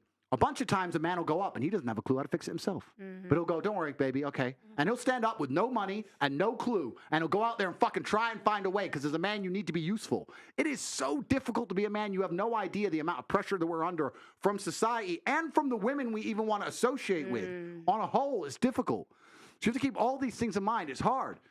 But can I ask you a question? You see what you just said about, the top G, that if they had money, you can fly planes and fly that. Drop it down to if you were earning, like, say, 50,000 a year. Yep. Couldn't you be that same person amongst your peers? 100% you That's could. what I'm trying to say. 100% you could. And also you have to... Money doesn't make you a top G. No, money is an amplifier. So that's the first thing about money. Money amplifies. Men can make money. Money does not make men. If you're a dork and you get rich, you're a rich dork. If you're a G and you get rich, you're a top G. Right? So that's the first thing about money. And I agree with you. But traditionally... And this is the baseline. And once again, when I say these things, I'm not looking to be attacked for being misogynist. I'm just commenting on how I view the world and how I see things. Traditionally, a man primarily gives his attention to a female to get sex, and she gives him sex back to get the attention. That's the swap, right? So if I'm a dude and I want sex from a girl, I give her attention, I talk to her, I hang out with her, I spend time with her, eventually I get the sex. That's how it works. But the higher value you are as a man, the more valuable your attention is, the more valuable your time is, the less you have to give. It's like potency, right? So I can give 5 minutes to a chick, and that's worth 2 weeks of some other dude's time. But that's the reality. So where you are on the scale is just basically how much of your time you have to give. Now, you can still give all your time to a woman, treat her like a queen, be respected by your peers. She can be happy with you. I'm not saying she will be in fact, I'll argue she'll be happier with that man than she'll be with a fucking guy like me. I'm not even out here saying I'll make chicks happy. I'm not even saying that. I'm saying that she'll get the amount of time that she's going to want from that man. The amount of attention is linked to his status. But at a true high-level status of man, it's 2 DMs. Boom, boom. 10 seconds. 10 seconds. 10 seconds, done. This kind of leads into my next question. All right, guys, let's take a second to hear from our channel sponsor. Florida cops are searching for 2 young women who stole a $25,000 Rolex after a male companion fell asleep during a late-night rendezvous at his condo. According to the Broward County Sheriff's Office, the man picked up the women from outside a bar down the street and drove to his place for cocktails. Though the man later fell asleep, his conniving companions remained on high alert. When the man woke up, the pair were missing, along with his Rolex, watch, and his credit card. Situations like this are happening all over the world, and you have to be on high alert to protect yourself. One way to protect yourself from identity theft is with Virtual Shield One. It monitors banking, retirement, and investment institutions for potential data breaches, dark web scans, social security protection with 24/7 alerts, and can protect you and your family with up to a $1 million insurance policy. Virtual Shield One also includes free access to Virtual Shield's industry-leading VPN with unlimited VPN access and advanced VPN Plus features to keep your internet and cell phone browsing activity anonymous and private. This service also includes malware and ad blocking. With a 30-day free trial and 67% off this holiday season, what do you have to lose? I use it myself and love how it makes me feel safe by protecting my identity and keeping my browsing history anonymous. Just click the link below or simply visit virtualshield.com/Pearly. That's www.virtualshield.com/Pearly. And protect your identity today. Remember, supporting my sponsor helps support the channel. Thank you guys again. Do women prefer to be monogamous with a low-value man or share a high-value man? Well, look at society and you tell me. Monogamous. Ask me. Wait, so let's ask the single ladies. What would you prefer? I would prefer someone who's monogamous. I left a situation where I got the Bentley, I had all that, I had the kids, I had that. That was great. I want a companion. I want real love. And to me, what monogamy means to me is someone who's committed to themselves. That's like, the answer is within you. And to be honest, I feel like, again, like the sex has been lost in translation and what it means. I don't care, man or female, it's been lost as it's so sacred. So for me, I have kind of taken those blinders off where I'm like, okay, he has to be here. I'm okay with dating the trainer in Austin, Texas. That's just where I'm at. Like, I don't need a certain thing because I know what I'm wanting. Most guys in that percentage are not going to give me. So I would rather have a monogamous man than someone who can do whatever. So you think the personal trainer is going to be monogamous? They're like known for cheating. No. Well, I mean, I don't. Here's my thing. Like, I get it. Like, I don't generalize people because I'm one of the most misunderstood people online as well. And I feel like there's a lot more to me, and I don't like to just put everyone in a box. I'd like to get to know people. So no, I'm not gonna just say, oh, well, of course he's gonna cheat on me. Like, no. Okay. Would you take a guy that makes $35,000 a year and had a dad bod? Monogamous? Had a dad bod? Yeah, dad bod. I feel like for me, I would want someone who. Sorry, go ahead. Okay. Sorry. I pour into myself and I'm accountable for my shit. I'm aware of what I got going on. I'm not gonna have a mom bod. I'm in the gym. I had a baby a year and a half ago. I'm in the gym 4 to 5 times a week. So I would want someone who can match at least the work ethic. Now, when it comes to money, I know for me, I want to be able to. I do not want to rely on a man. I have literally done that before. It didn't pan out in my favor. Okay, because what happens is you get the rug ripped from under you, and then now you fucking get out, bitch. Give me the motherfucking keys. It isn't that. So for me, the lifestyle I want, I am responsible for. So I don't look for a man to make X amount of dollars because anything that I want, I'm gonna get myself. Well, because in my head, I feel like a guy's just as likely to cheat if he's in the top 20% of like looks. Just as likely as money. You know what I'm saying? Like, it just doesn't. Let me ask a quick question just so I can clarify something, because I understand your points.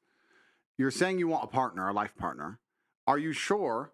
And I'm not accusing. I'm genuinely asking. Are you sure you're not confusing the amount of time the man spends with you with his monogamy? Because they're different things. Because what happens a lot of the time, if a man's out here chasing chicks, he's barely home. But imagine you had a man who was home 7 nights a week. He was always home. I'm talking about like an hour, like during his work lunch. You don't even notice. Then would you even give a shit about monogamy if you had all of his time effectively? Would you really care? I still would care because I feel like that's still just an hour a day and it's not really quality time. I feel I really have been in so many different situations. Again, the trainer in Austin to the NBA player baby daddy. Like I have seen all of that stuff. And it's just my personal experience and perspective to where I want someone that sees the value in the Grand Canyon. I want somebody who I understand. Okay. Like, so that's a good point. And so I'll just ask the first question. I'm gonna ask the second question. The realization you've come to is an interesting one. It is something that happens, especially to females as they mature. Don't you think it's strange, or why do you think that 0 women on Earth choose those kind of men who they perhaps have slightly lower status, but are more likely to be loyal to them and be monogamous, etc. In the modern world, because like I said, the world's changed. Why do you think 0 women choose them when they're at the peak of their choices? So when a woman is 19 and she can go anywhere she wants, every man wants her, she can go on any yacht in Miami, she can get flown out to Dubai, when she has all the choices in the world, why is she completely uninterested in those kind of men? And then when she gets to a certain age of maturity and there's a whole new generation of girls who have all the choices, then they sit there and go, you know what? I deserve monogamy and and they all of a sudden want to grow up and mature. Why does no woman decide that when she actually is at her most valuable? I feel like like I said, I don't like to speak for all women. I just speak for myself. But I know for me that I was looking for a man for a lifestyle, something that I was not able to do individually by myself.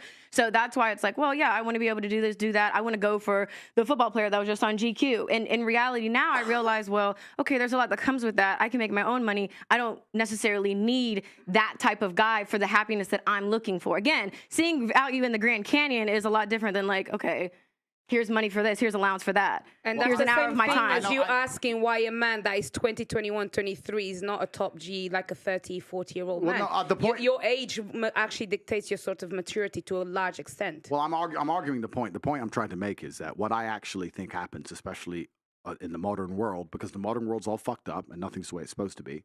The traditional life path of a female is she's 17, she's 18, she's 19, and her value is massively inflated. And I don't blame her. Of course it's massively inflated. Imagine being 19 years old, have achieved exactly fucking 0 in your life, knowing nothing.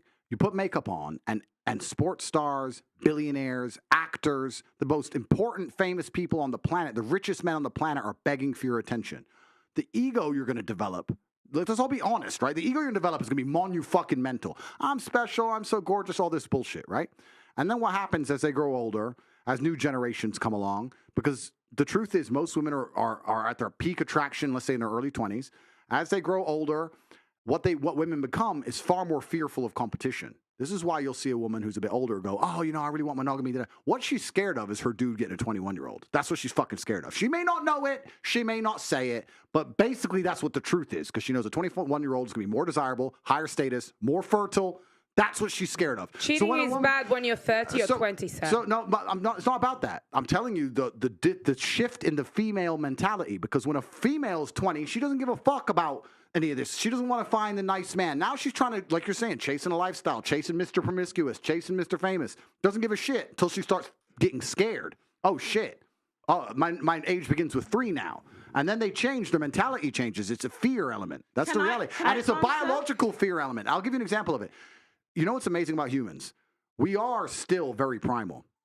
When men like these two and me, when we walk through the mall, people just move. It's like you can sense when the big animals turn up, right? It's something amazing about humans. If you have a very attractive 45-year-old woman, she's gorgeous, but a gorgeous 19-year-old walks in, look at that 45-year-old woman's face. She's furious. She fucking hates her. She just doesn't like her for no reason. Yeah. Because women understand, unfortunately, but your age is a massive indicator in your value.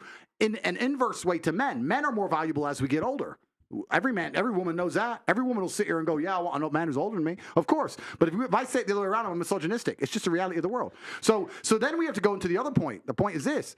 When you were at your peak value, you had zero interest in monogamy. But then you find a man who's 35 at his peak value. He's finally struggled and worked, because when he was 19, no girl spoke to him. When he was 23, he was broke. When he was 24, he had no life experience. When he was 25, he couldn't fuck. When he was 20, whatever. He finally gets to the point where he's now at his peak value. Him at 35 is you when you were 19. And then you're sitting there saying to him, no, you should be monogamous. It's like, well, you fucking weren't. You did whatever you wanted in your peak. Now I'm finally got there. And I had to work for my shit. God gave you. God and L'Oreal gave you. I had to fucking struggle. I had to go through hell to get on this yacht. You got on the yacht with an Instagram DM. I had to buy it. And now you're telling me I need to fucking settle down and behave and grow up? Fuck you. Because it's bullshit. You're assuming that the journey is a man that starts with nothing to something, because there's a lot of men that is have exactly the journey of every man on earth. We are born without value. Do you think so there's specificity in that. Can I just because that's not how it should be for everybody, and that's not how it is for everybody, and not for every woman either as well, may I just say. Can I ask Brittany something, please? Then you've learned in the past, and now you want to find someone to settle down. With hindsight now, would you have reversed it and started young, looking for someone to settle down with, looking for those values that now you know? I'm talking that with hindsight. Okay, well, I actually, from 18 to 22, I was in a relationship. I've always actually been a lover girl, despite what I put out online for, I've never views. seen you online. Yeah, that's fine. Well, that's even better. I have always wanted one person, and I feel like I was so delusional in thinking that, oh, I'm like you said, I have value, I'm beautiful, I'm this, I'm at my peak. Why wouldn't you want to be with me? So going into these relationships, or just just people, my goal was always to get commitment. I'm giving you my time, I'm pouring into you because I want commitment. And the reality is I'd never really understood my value. So I was going through guys, giving up sex, doing this, and it didn't make sense. So I believe in I stand on everything I do. I don't do apology tours. It is what it is, and I think that's where I feel like when they talk about women being delusional and all these other things, it is true, because what you have to understand is that there are repercussions to your decisions, which is fine. So then you're talking about, okay, well, I want this type of guy, I want this, that, and that. You're talking about maybe monogamy. That's 3 to 5% of animals are monogamous. I think that's what it is, right? So your window is really, really small for what you're looking for. And even to go on to the point you said where you were talking about it's like a subconscious fear. I think it's for me, I feel like if it was more of a fear, I would have just stayed in my situation. It wouldn't have made sense. That was my first kid. I thought I waited and did it right. I left because I believe that there's something else on my heart when it comes to love, and I'm just going to have to trust that. And if that means being alone, having a dog, I have to take that chance, because the Bentley, the ring, the house, and still getting, again, deceived, right? Disrespected, because deceit is disrespect, right? So I cannot settle for that. I can't suck a dick and shut up. And that is where a lot of people don't like my views and what I represent, because it is something new. I don't know how it's going to fucking end. I don't know what's going to happen. What would you tell your 17, if you had to what would you tell your 17-year-old self, knowing what you know now?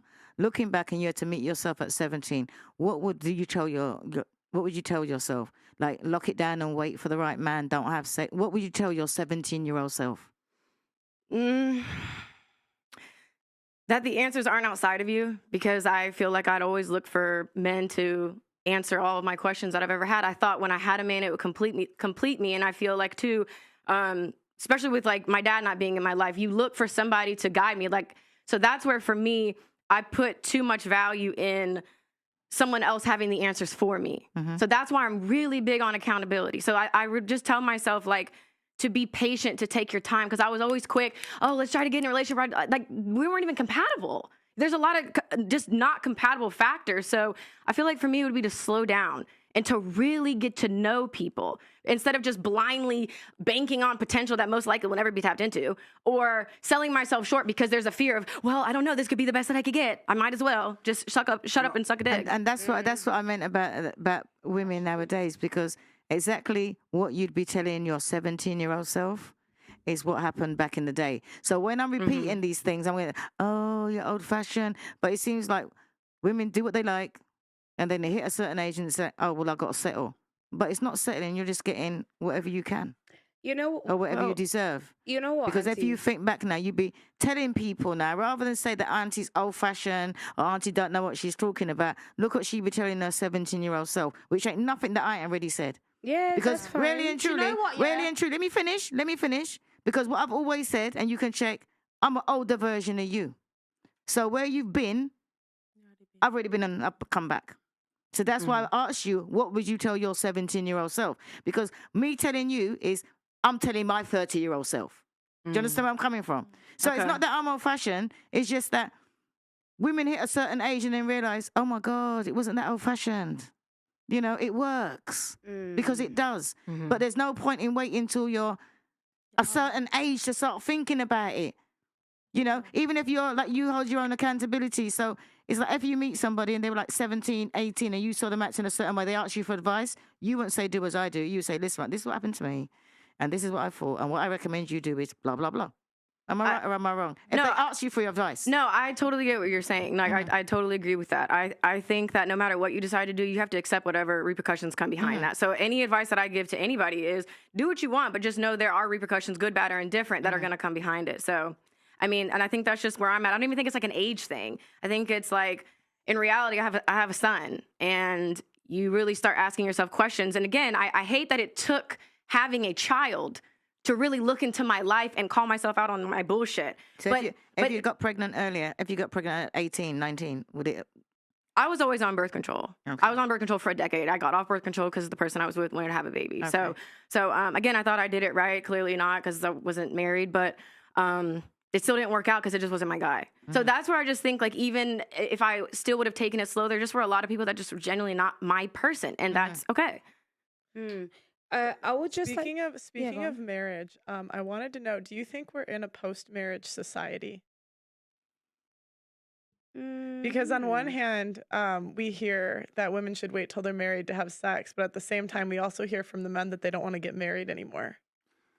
So what do we do with that? Seems like it's true, because nowadays a lot of people are looking at marriage as a contract rather than a partnership. And there's a huge difference between that, because with a contract, there are so many terms and many headaches and this and that. And well, it is a contract. Well, yeah. Women are that's paid why. to leave, yeah. But that's because that is what it is now, because realistically, the traditional sense of marriage is not a contract, really, in terms of the law. Once the law is involved, that's when everything went tits up, I think. Yeah, so the problem is that there's zero advantage to marriage in the Western world for a man. There is zero statistical advantage. If you use your mind, if you use your head instead of your heart, and you look at the advantages to getting married, there are absolutely and utterly none. Because this new idea of new age feminism just basically destroys all men in the idea, in the event of her leaving. And it's very common that women leave, right? Let's stop the man versus woman attack, et cetera, et cetera. Life's difficult for everybody. We all have different challenges, different things to go through. But if a woman marries a man and it goes wrong, she has emotional heartbreak, fine. But if a man marries a woman and it goes wrong, he has emotional heartbreak. Plus, everything he has ever worked for is ripped out from underneath him, and he has to give that chick money forever. In some places, you don't even have to be married. Exactly. That's why the men don't want to live with the women either. That's right. So when you make these rules and these laws, right, under the guise of feminism and equality, all this garbage, all you're doing is scaring men away from commitment. And then you have to add in the other hidden element, and the other hidden element is what I said earlier, is whose fault a lot of this is promiscuous women, right? So when society's broken down, if women were saying, if all women got together and said, we'll only have sex after marriage, guess what men would do? get married, but you don't, right? So now you're in Miami. I go to Miami. I can fuck anything in the club. I don't have to marry any of them. If I marry them, I get wrecked. So, like, let's all use our brains here. What am I going to do? Well, I'm going to be like, well, no, bounce, see ya, no. So men have been scared away from the idea of marriage, and that's a lot of that is the fault of this new bullshit law and this new feminism and this new crap. They don't give men any tactical advantage. And I'm talking about small things. A man's not even allowed to be a man in his own house. You know, in England, you will get accused of emotional abuse. I can marry a woman, not lay a hand on her. I can just raise my voice at her. That's emotional abuse. I can raise my voice at her because she's going out drinking with dudes. She can go out drinking 6 nights a week with men. And I can say, what the fuck, you're my wife, sit down. She can call the cops, call me emotionally abusive. I get arrested now. Now there's a court case against me. I have to go to court and defend myself. She'll divorce me, take my house. I have to sell my car because she's drinking vodka with fucking God knows who. But you notice that It's earlier on. insanity. What do you think of child support? And that's another interesting thing because a lot of these arguments, it goes beyond man and woman and it goes into the larger sphere as a whole, right? Because we talked earlier about war and how a lot of men used to die and that doesn't happen anymore. So what you used to have in societies, and I'm not saying I have all the answers, I'm just commenting, right? What you used to have in societies is a bunch of men would die at war because men have more dangerous lives than women. There'd be a bunch more women than men. The top G's would impregnate a bunch of women, and the top G's could take care of the women, and that'd be et cetera, et cetera. That's now changed, right? So a lot of the reason that monogamy is pushed is because it's good for society, and it is good for society. It's good for society as a whole to have a man, a woman, a family. They're together. The man provides for the woman, et cetera. The government doesn't want to pay for all these kids. If you don't have child support, who's paying for these kids? The government does it. It breaks down, right? So that's why child support is enforced in many parts of the world. In certain other parts of the world, child support isn't enforced because they have religious beliefs or genuine family beliefs that keep the families together. But in the Western world, now you need child support because you've broken things down to the point where men don't want to be married to chicks. Chicks don't want to listen to the man. The man can't even be the man in his own household. He can't even feel respected where he goes. His woman gives him no status. And now he doesn't want to fucking deal with her anymore. So how do you get that kid paid for? Well, then tell the man or you go to jail. And you just come along with the fucking long arm of the law and you fuck him. And so, yeah, it's difficult. It's hard to answer. Yeah, but it's hard to answer. The true answer to all of it is an idealistic answer. I don't like to think idealistically and talk idealistically, but it's the truth. The true answer to it is to instill in the man a sense of duty in which he wants to take care of his woman regardless because that's his child. But you will do that. I'll tell you how you do that. You do that by inspiring out of the man by being a very good woman. So I'll give you an example. If I had a child with a woman, and she was always a great woman to me. She never cheated on me. She was a good woman to me. And I was running around being whatever. And she's like, look, I just can't put up with you anymore. You're top G. You're going to do what you're going to do. I'm going to look after your kid.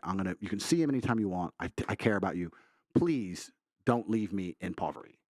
I'd say, cool. 100%. I'm not a fucking dickhead. Can I cool, say I got But you. that's a real man though, because I was in a situation but I was just in a situation like that to where it's like hearts don't break even, and that's the reality too. It's like if those morals and principles are not instilled in a man, none of that shit matters. So obviously the child support stuff obviously hits close home to me because I'm already $50,000 just in lawyer fees trying to get him to provide. Yeah. You know what I mean? And it sucks because it's like you play in the NBA, like why don't you want to do more? And it's just because, again, of the relationship. It's personal. It's not about our son. Personal. That's right. So it's like, if you're not. So I just feel like it's like, why do you get money for making a poor choice? Well, it wasn't a poor choice because it took two. I'm not trying to like disrespect you in any way. It's just like, if you left. And no. so it's like, why do you get money for it? It just doesn't make sense. Because we made a commitment. That's so we it. made at the end of the day, we made a commitment. We have a forever commitment. Fuck marriage. We are forever family.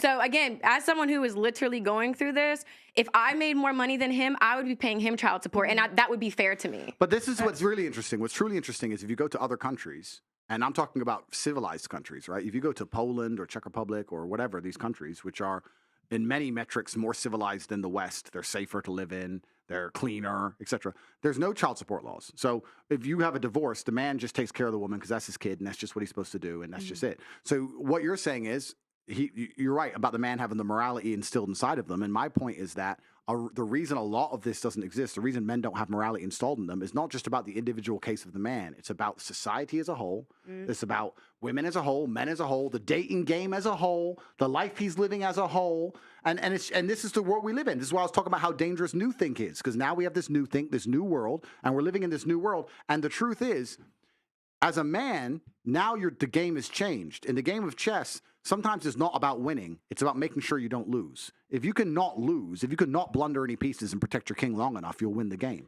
And there's a lot of men who are now like, okay, how do I not lose? Well, you know what? I become fucking ruthless. That's how I don't lose. I get all my sex because the women are promiscuous. I get laid as much as I want. I don't let anyone fucking tie me into anything dumb.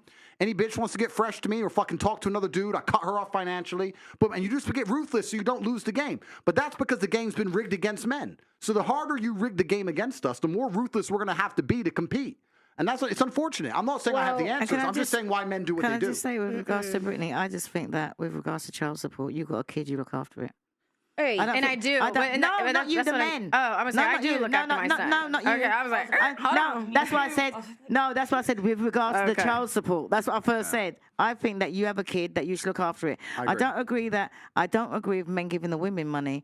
But I think it's disgusting that a man can have a child and not support it. So do I. But this is another thing. So this is the comments we have to make, right? Because we don't have all the answers. We have to make the comments on it. This goes into the deeper point. Every time a court rules in favor of a chick having $100,000 a month, that puts men off to a level. Like, it's fine if there was a baseline child support, $1,000 a month, $2,000 a month. That's if you have a kid, baseline, regardless of income. If your man wants to give you more, he does. If he doesn't, whatever. But when you come along and start saying this percent of a man's income, do you have any idea how scary that is to a man who works for his money?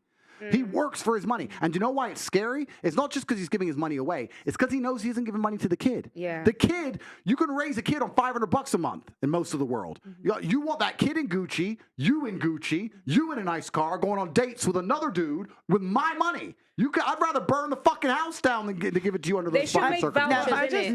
Make vouchers for child support. I just think it incentivizes poor decisions. Like I haven't gotten pregnant by someone, but but I'm saying, but like you're gonna pay someone who's done that. Like, why do they get? Okay, no, but I'm literally telling you that what if I made more money than him, I would have no problem paying for my child. And there's child support laws vary in different states. So in North Carolina, for instance, if you make over combined of $300,000 a year, then you are considered off the grid. So then you have to prove this is how much your rent is. Any bill that my son occupies, I get a percentage of. So on the low end, it would be 50%. If there's a big enough salary gap, it could be up to 97%. In the court, the judge gets to decide what makes the most sense. So if my child's father makes $20 million a year from basketball, he gets to decide if $6,000 is a lot, if $8,000 or $10,000, whatever. But you have to prove that. So it's not like you just it's enough money for a Chanel bag. Like my son watches Peppa Pig. That's a cable bill. You know what I mean? So it's a percentage of everything. So you're not like just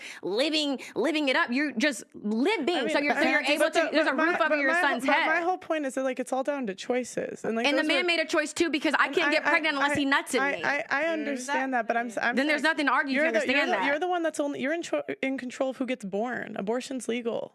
Okay, as soon as he nuts, it's completely out of his control. Listen, can I just say something though? Wait, just playing Auntie, devil's advocate that I had my child and me and the dad went together, and I didn't take a penny from him, and the government wanted me to, but I decided that no, that he was better off that my child I look after him myself. Anything he wants to give his son if he wanted to is extra, but I worked hard and I done it all on my own because it was just less because it's less headache.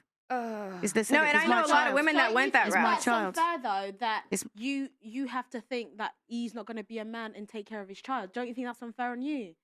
No, because he's my child and he's happy. And I'll give him what he wants. Child as well. He made that child. That's why I don't need a man but the whole attitude, point you know? is you choose who you sleep with. Listen, right, as far as but he chooses as well. That's the thing. Yeah, this is two to tango. What are we talking about? I'm saying right now it's not fair because women have abortion that's legal. It's not legal for them. Oh, they get no say. They get no say, and it's the same thing with birth control. I mean, I could have done, but it wasn't worth my time. Why am I going to go and fight a man? IUD. It's like 99.9%. But what if the man wanted the child though? That's exactly my point. So I was on birth. Let's just use me as an example. My point. I think he should. I think he should take care of it. I just don't agree with having legal incentives for women to leave. That's my point. He should give you money for the kid. If you have a kid, you should. But I just don't agree Wow. with See, but the thing is, if men stood up and became fathers to their children, women wouldn't have but if to. women, But but if women women, choose but if women, differently. need if women, to, but but it men starts, but aren't it starts. they're not We're in stepping control. up. We're in control of who we sleep with. So at the end But of the day, that's not the point, because if he you agreed, pick, if he you wanted pick, the but child. but you pick who you sleep with. So if you Okay. pick a guy that's getting girls pregnant left and Yeah, right, but she doesn't know that he's not Wait. going to be there. She doesn't know that. If she married him, trusted- she'd be all right. She trusted this man to be a father to a child, and now she's left with a child, and no one's going to support her. Marry him. Don't you think that's unfair? Should have married him I first. mean, you can get married. Of course. You get, first. but you But can a get lot of married women- and not That's work. what I'm saying. It's You just think like marriage is what solves problems? Are you guys actually No, sitting what I'm here? trying to say, marriage would solve you her don't talk financial You've already problems. spoken, Auntie. Please don't cut me off. This is the problem, yeah? Stop acting like every woman that leaves a marriage and gets divorced is because she's this and she's that. There's a lot of women that suffer and they actually need the support and the legal incentive so that they know when they Yeah. leave, somebody can back them up because they'll be on their own. Stop acting like men are angels, because there's a lot of not. men They're horrible that are dealing with a lot of the traumas that they have from a man's Trauma. world being difficult. The same way that Andrew Tate explained, a man's world is highly competitive. Men are out there suffering. It is hard to be a man, and a lot of the time, the person that takes the brunt of it is the woman. So yes, she's well within her right to leave, take her child, and be in a better place. And the government should step in to make sure that that man that made her make that decision steps in for their kid. Can I say because something? the I'm just time, finished. wait, the time that she takes to take care of the child is the time that she doesn't have to go to work. So she's already down on income, and she's having to be taking care of the child on her own. That don't make sense. Not every man is a bloody angel, and not every woman is a then devil. Don't, you know? don't pick men. Wait, hang on a minute, hang on a that are minute. gonna leave. Go ahead. Hang on a minute. How do you do that, When bro? did I say a Wait, man was an wait, angel? How do you do that? How do you do Yeah, that? how do do you that? pick the How do right you do man? that? How I'm do you talking. pick the Hang right on. man? I'm talking. No, I waited. I waited. Yes, you I did. waited. You sure Right? did. So now it's my time to talk. Talk to me. What I was saying to her is, right, is that if she had got married first, then she would have been all right. She would have to be fighting for the court. So the same law that you're saying would have supported her and her child. And no, and That is the difference It still between supports getting her. married first. No, and the that's only what I'm saying. difference- And that's what when people Getting were saying married just about. gives you more money. Then Hang on a because you minute. got a divorce Listen. and kids. You just It's not intro- a good decision, yeah? Excuse me, but I shut up when you were talking. Go on, apologies, my auntie. Right. I didn't mean to disrespect you. So what I was trying to say is that there is an incentive when women get married first and have children. Because I'm not saying that I'm not saying that you. I'm just saying women in general. If a woman gets married first before she has a child and then it leaves, then it's totally different. Like he said before, she's set up for life. If she But leaves, auntie, just she's like set up for Tate life. said- So if somebody set up for else, life without marriage, though. That's the point. No, that's and even that not what we're and you discussing say what right you want to now. hear. no, and as a person, again, let's ask somebody who's actually going through, because none of you fucking know what the fuck you're talking about when it comes to child support, lawyers, none of that shit. None of you fucking know, okay? So you don't. The reality is, if I would have gotten married and did everything right and did everything the moral way, right? Guess what? All I would have addition on top of what I'm going through with child support is alimony. So I'm still in the courts fighting, whether I'm married or whether I'm not. So that I get what you're saying, because hey, you at least get the commitment to, maybe back up that he's gonna be there, but it doesn't ensure anything. Everybody wants a fucking guaranteed thing. There's hang on no a minute, 'cause guaranteed in life. We're talking different places. When you're in America and you're married and you divorce, you still got to fight for your money. And would you still have Yes, to, not you in have to England. get a lawyer. Right, not in England. In England, you get a Oh. lawyer and it's sorted. That's the difference. But You but wouldn't have to be going there saying, "Oh, I need this for my child and I need this." Once you get divorced and you go to court, you it's still that need a much. lawyer. Alimony and child You support need are a different. I'm lawyer, saying auntie. she just spent £50,000. She's still fighting. You would have to pay but that even here. when you're You married would in not the have to UK, pay you that still- here. She's in You dreamland, would no, not have to that's pay that why. here. You would not have to pay that here. Do your research. You would not have to pay that But you here. still need a When you lawyer. get divorced, she wouldn't be going for all the battle that she's going. It'd be simpler in England to No, get divorced than in in England, America. maybe. She will still Maybe That's take what your I'm money, saying. It's boys. still In not They'll England, take your money. Don't get married. Have a parental partnership. But- love But your woman. auntie, Pay whatever you I need to just pay want for to your make kids. a point. You know what you were saying? Get married. Even Tate said it himself. Men don't want to get married anymore. Why are you So not it's- turning what he's saying? Why are you not twisting what he's saying? You're not even listening to what But he's saying. isn't not it- isn't it attractive true? anymore, but it's Isn't it more true at loss that- for a man to isn't get it true married. that a lot You're of men- taking, you're taking what he's saying and you're twisting it to suit What yourself. did you No, say? I'm not. He literally said, Tate, didn't you say that men are scared of getting married now? What, yeah, okay, but why? Because, like you said, with child support, they feel like there's no advantage. That's- And so the alimony, you say it's just alimony. get married. It's not that simple because men don't want to marry you. Well, okay, so let's analyze that point. And first thing, back to the child support thing. What's actually interesting to talk about is there's a lot of countries in the world where there is no child support system and it functions, right? So you have to, if you want to pay attention to actually, learn about society as a whole, it's very interesting to study all the different societies and economies in which there is no child support and children don't die. I mean, people get divorced and they still find a way to function. And it's interesting, and it's a very long conversation because it extrapolates about how the whole society works as a whole. That's the first point. Second thing, I'll actually sit here and argue the point that I don't think any man really ever wants to get married. I think that women convince him to get married. And I think that any woman who is genuinely serious about convincing her man to get married could do it. I don't think, in the modern world at least, men wake up and go, can't wait to get married. But what they do is they get a chick who's so good and ticks so many boxes and makes them so happy. And she'll sit there and say, you know what? It would mean the world to me. Please. And he'll go, oh, for fuck's sake. All right, then. And that's what happens. So I still think you can convince 99.9% of men to marry you. The point I was making is, the society isn't convincing the man to marry you. It's not like it used to be where the man believed he had to be married. Society's done the opposite. So it's your job as a woman to make it clear to him that it is worthwhile. Once again, how would you convince a man it's worthwhile for him to say, that's my wife? Status. That's how you do it. This is a misunderstood hack to men as a whole, is status. If you can convince that man, but by marrying you, his status will increase amongst his peers, he's going to do it. And for anyone out here who disagrees with me, the things men do for status, let's actually analyze how baseline men are. What is status? Status is respect, right? Men kill over respect. Gangs kill each other over respect. A man will smash another man's face in for insulting him. We will die for respect and status. You tell me we won't get married? We'll die for we'll go to the front line of a war, and the only reason we don't walk away and abandon our post as artillery shells rain is because we're afraid of being mocked for being a coward. We'll die for status. So status is what it's all about. It's what it's always been about. If you want a man to marry you, status. And it's the same thing with nearly anything you want to do with a man. I don't know anything about your personal life. I'll be honest, I don't know, right? But I'll tell you this now. If this dude, this NBA player, believed that he would be higher respected amongst his peers and amongst society for taking care of you properly, that's what he'd fucking do. He doesn't feel that because either he's rolling with the wrong people, or you've pissed him off in a way, or something public's happened. I don't have a clue. But something's happened where he feels like, if I take care of her, I'll look like a bitch. That's what he's scared of. If it was inversed, he had no problem giving you money. Because that's how men function. I'm telling you right now, as a man, I'm telling you what I would do. If I had a chick with a woman, right? And she went on the news, top G's this and fucking, like I said, I have no idea what you've done, but I'm just giving my personal made up scenario. Oh, yeah. She would go on the news, top G's this, and he fucking lied to me, he's a piece of shit, da-da-da. And then I bought her a Bentley. Women's like, well, look, she insults Top G, she insults him, and he's a simp, da-da-da. But if she was like, you know what, he's misunderstood, he's a good guy, it just didn't work out, boom, boom, boom, I'd bet she'd be in a mansion. Right? And would that be me being a nice guy caring about her? Or let's be honest, would it be me being a selfish piece of shit dude and saying, what makes me look better? Men are all about status. It's how we function. It's how we function as a whole. So society, this is where it extrapolates and gets interesting.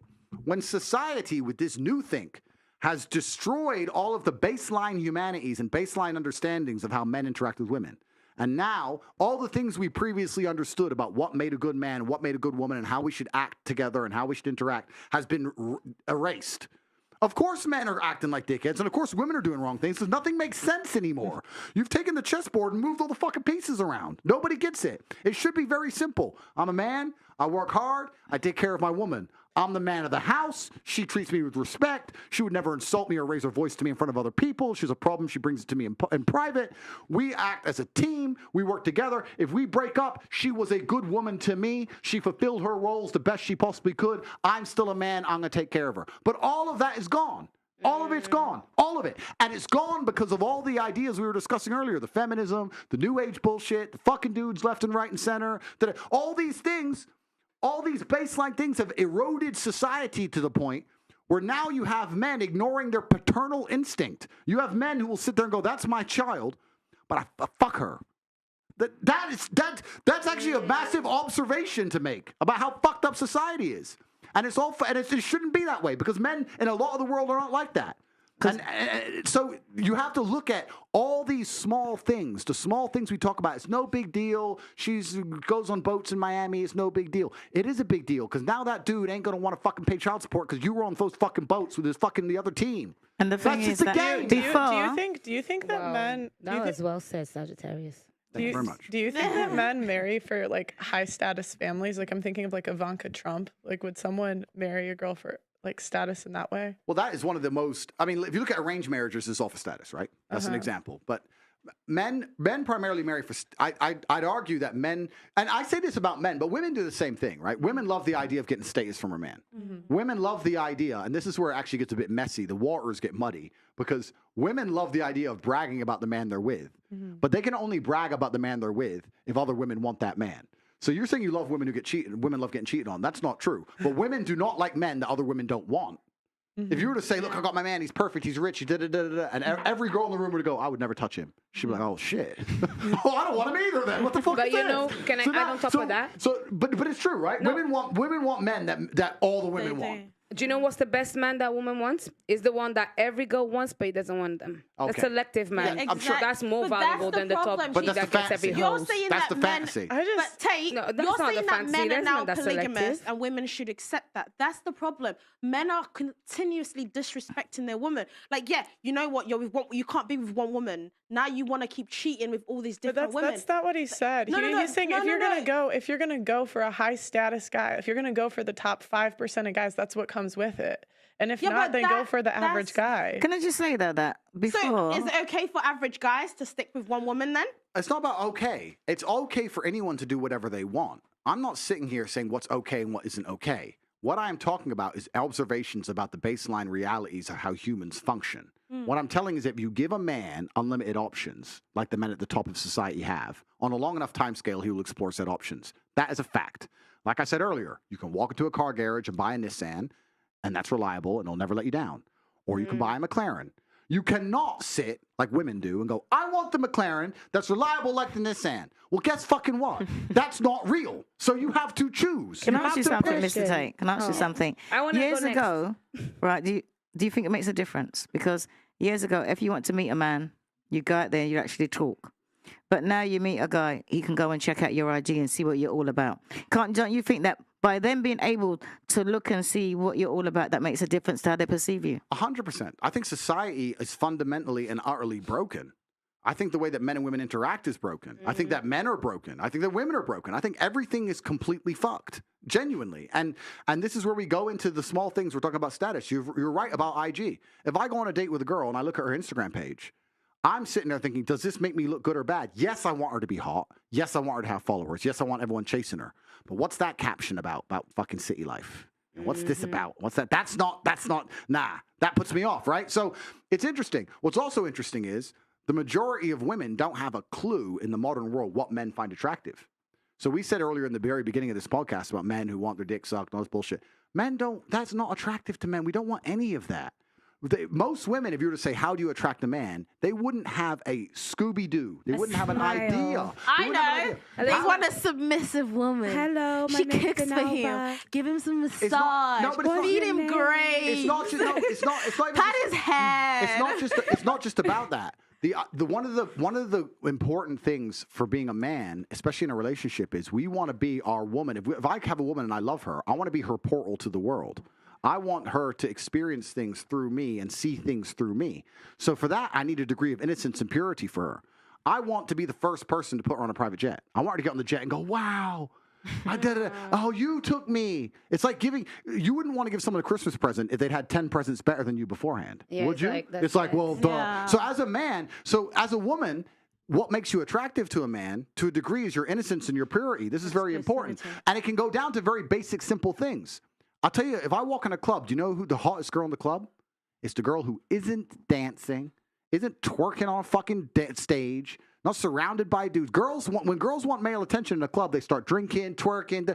That is the most revolting, haram bullshit. I may want to fuck you, but I don't want to be with you. If you show me a girl sitting in the corner, shy, I'm like, good, she hasn't experienced too much life. I can show her things. And also, not just show her things. This is a very important point that I get attacked by the Matrix for because they completely misunderstand me on purpose.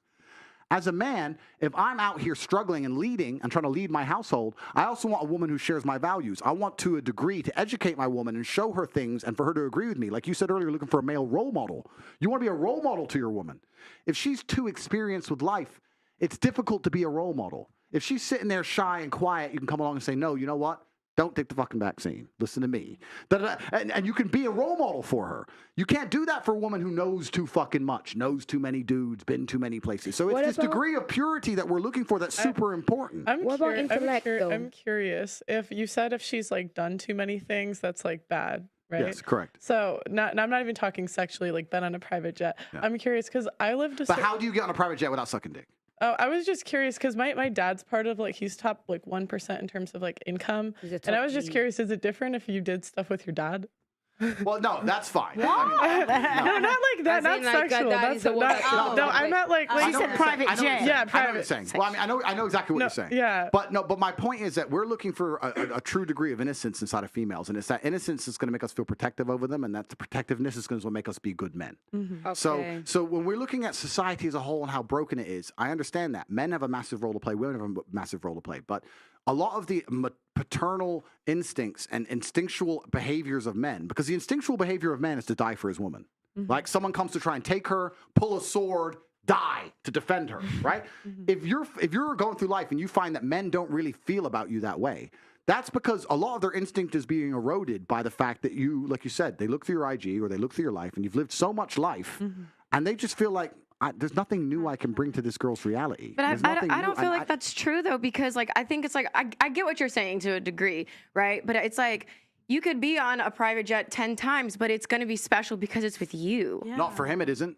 Not for him. For him, it's special because it's your first time. Because men, maybe it's a biological predisposition. Maybe it's just the way we're designed. But let's tie it back to sex. Virginity, first time. It's not that you've done it. It's that you've done it with the first time with me. That's what is important. It's experience as a whole that men find. It's just the truth. Call me misogynistic, cancel me, whatever. I'm telling the truth. I always have done. It's experience of life as a whole that men, to a degree, find off-putting. We don't want a woman who's had a bunch of trauma, had a bunch of experiences, done a bunch of shit, knows a bunch of people, been a bunch of places. That's the absolute opposite of what we want. We want the complete polar opposite of that. And what's funny is women want men who have done those things. I'll tell you right now. Go out there and find a virgin woman and say, do you want to have your first boyfriend? Do you want to lose your virginity to a virgin man or a man virgin hunk. Or a man who's had a couple girls? She'll choose a dude with experience as a virgin herself.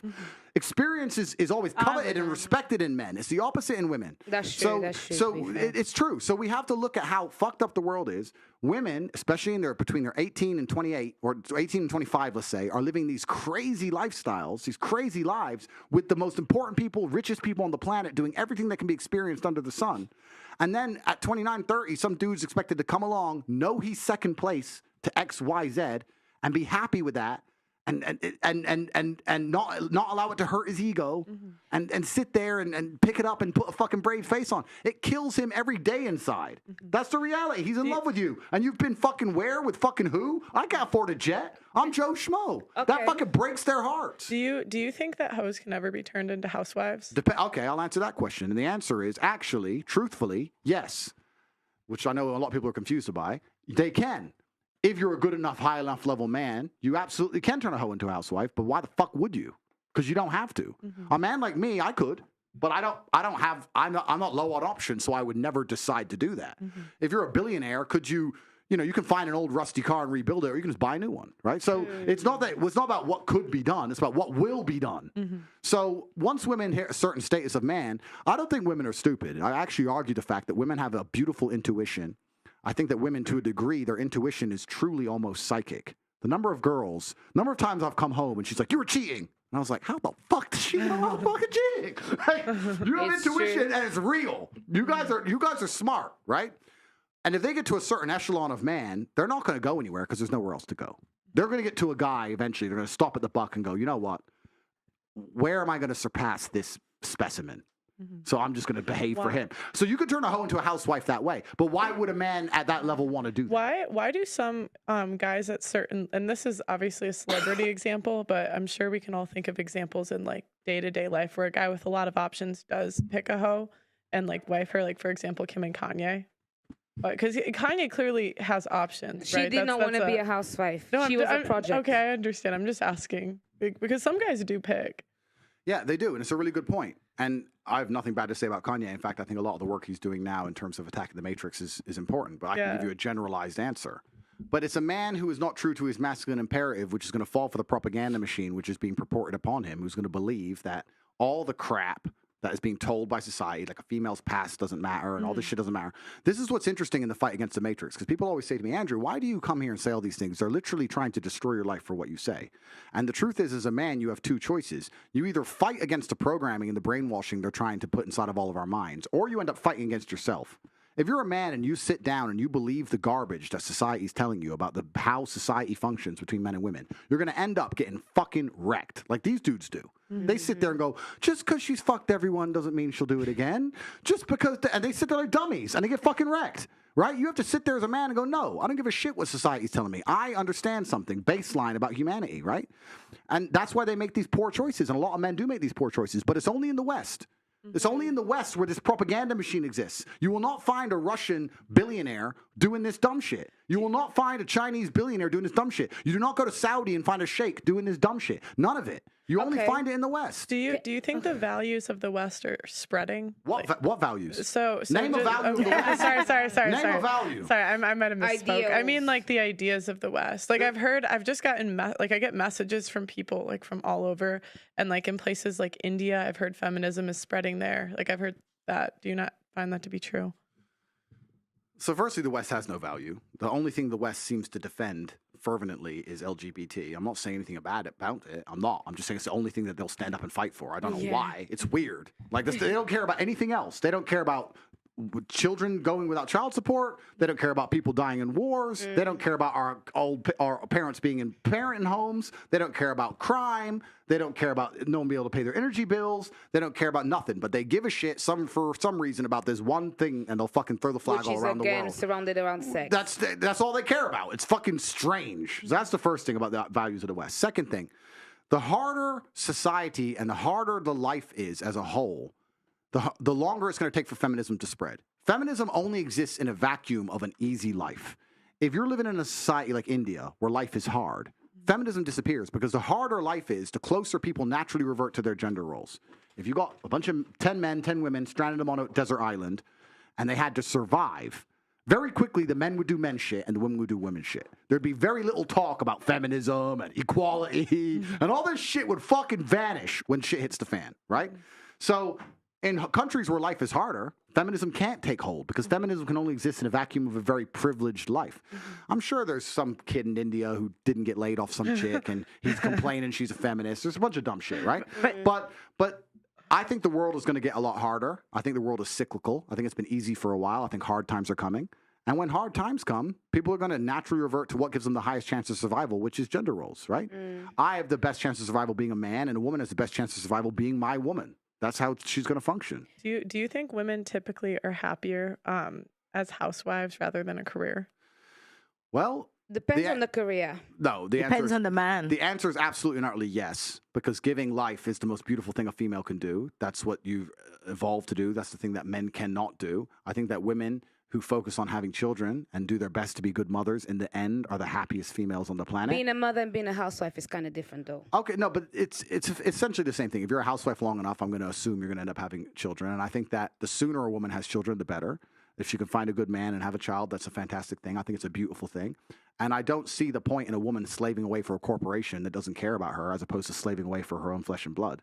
I think that's a complete waste of a life. I think if men are already doing that, why would you want to go along and do that as well? Because a career is not just slaving away for a corporation. A career can involve a million different things. Well, that's exactly what a career is. It's slaving away for a corporation that doesn't care about you. And I understand you have to pay the bills, and I understand you don't want to be completely sufficient. You want to be self-sufficient. You don't want to be dependent on a man. I understand all that. But in an idealistic scenario, in the vacuum of ideology, if you could sit and be a woman and focus on having children or focus on doing a job, I think on a long enough time scale, you're going to be much happier with your progeny as opposed to working a job. Can I ask you a question? Because I feel like we talk a lot about hoes. We talk about a lot of the extreme. There's a lot of gray matter in the middle. Sure. Where a lot of women kind of get lost. Yep. For example, I think that one of the issues sometimes that I hear a lot about, and I personally may say I feel it sometimes, is that when you're also a quite educated woman, intellectual, intelligent, whatever, smart, a lot of the time, naturally, you speak in a way that stands out from other people, right? And I find that a lot of the time, that kind of intimidates some of the man them, where they start thinking, this girl is a bit too much. Now, it is not my fault that I'm smart. It's not my fault that I can put one and one together very nicely, very quickly. What kind of man is going to be able to handle that? I have to give me a minute. This woman laughs like I don't speak 4 languages and got 3 degrees. Now I thought Wait, is she trying to say you're not smart? it's okay. I speak how I do for a reason. So please, That's sir, can kinda you help rude, me out? though. I'm trying to find a husband, the kind of beast that can handle a woman like me. Well, this is another point, right? And I'm only answering generally, right? Because this is the first time I've met all of you ladies. You've all been very polite to me. You've all been very nice. I'm just talking generally. And I'm going to answer it based on your last sentence. Your last sentence was handle a woman like me.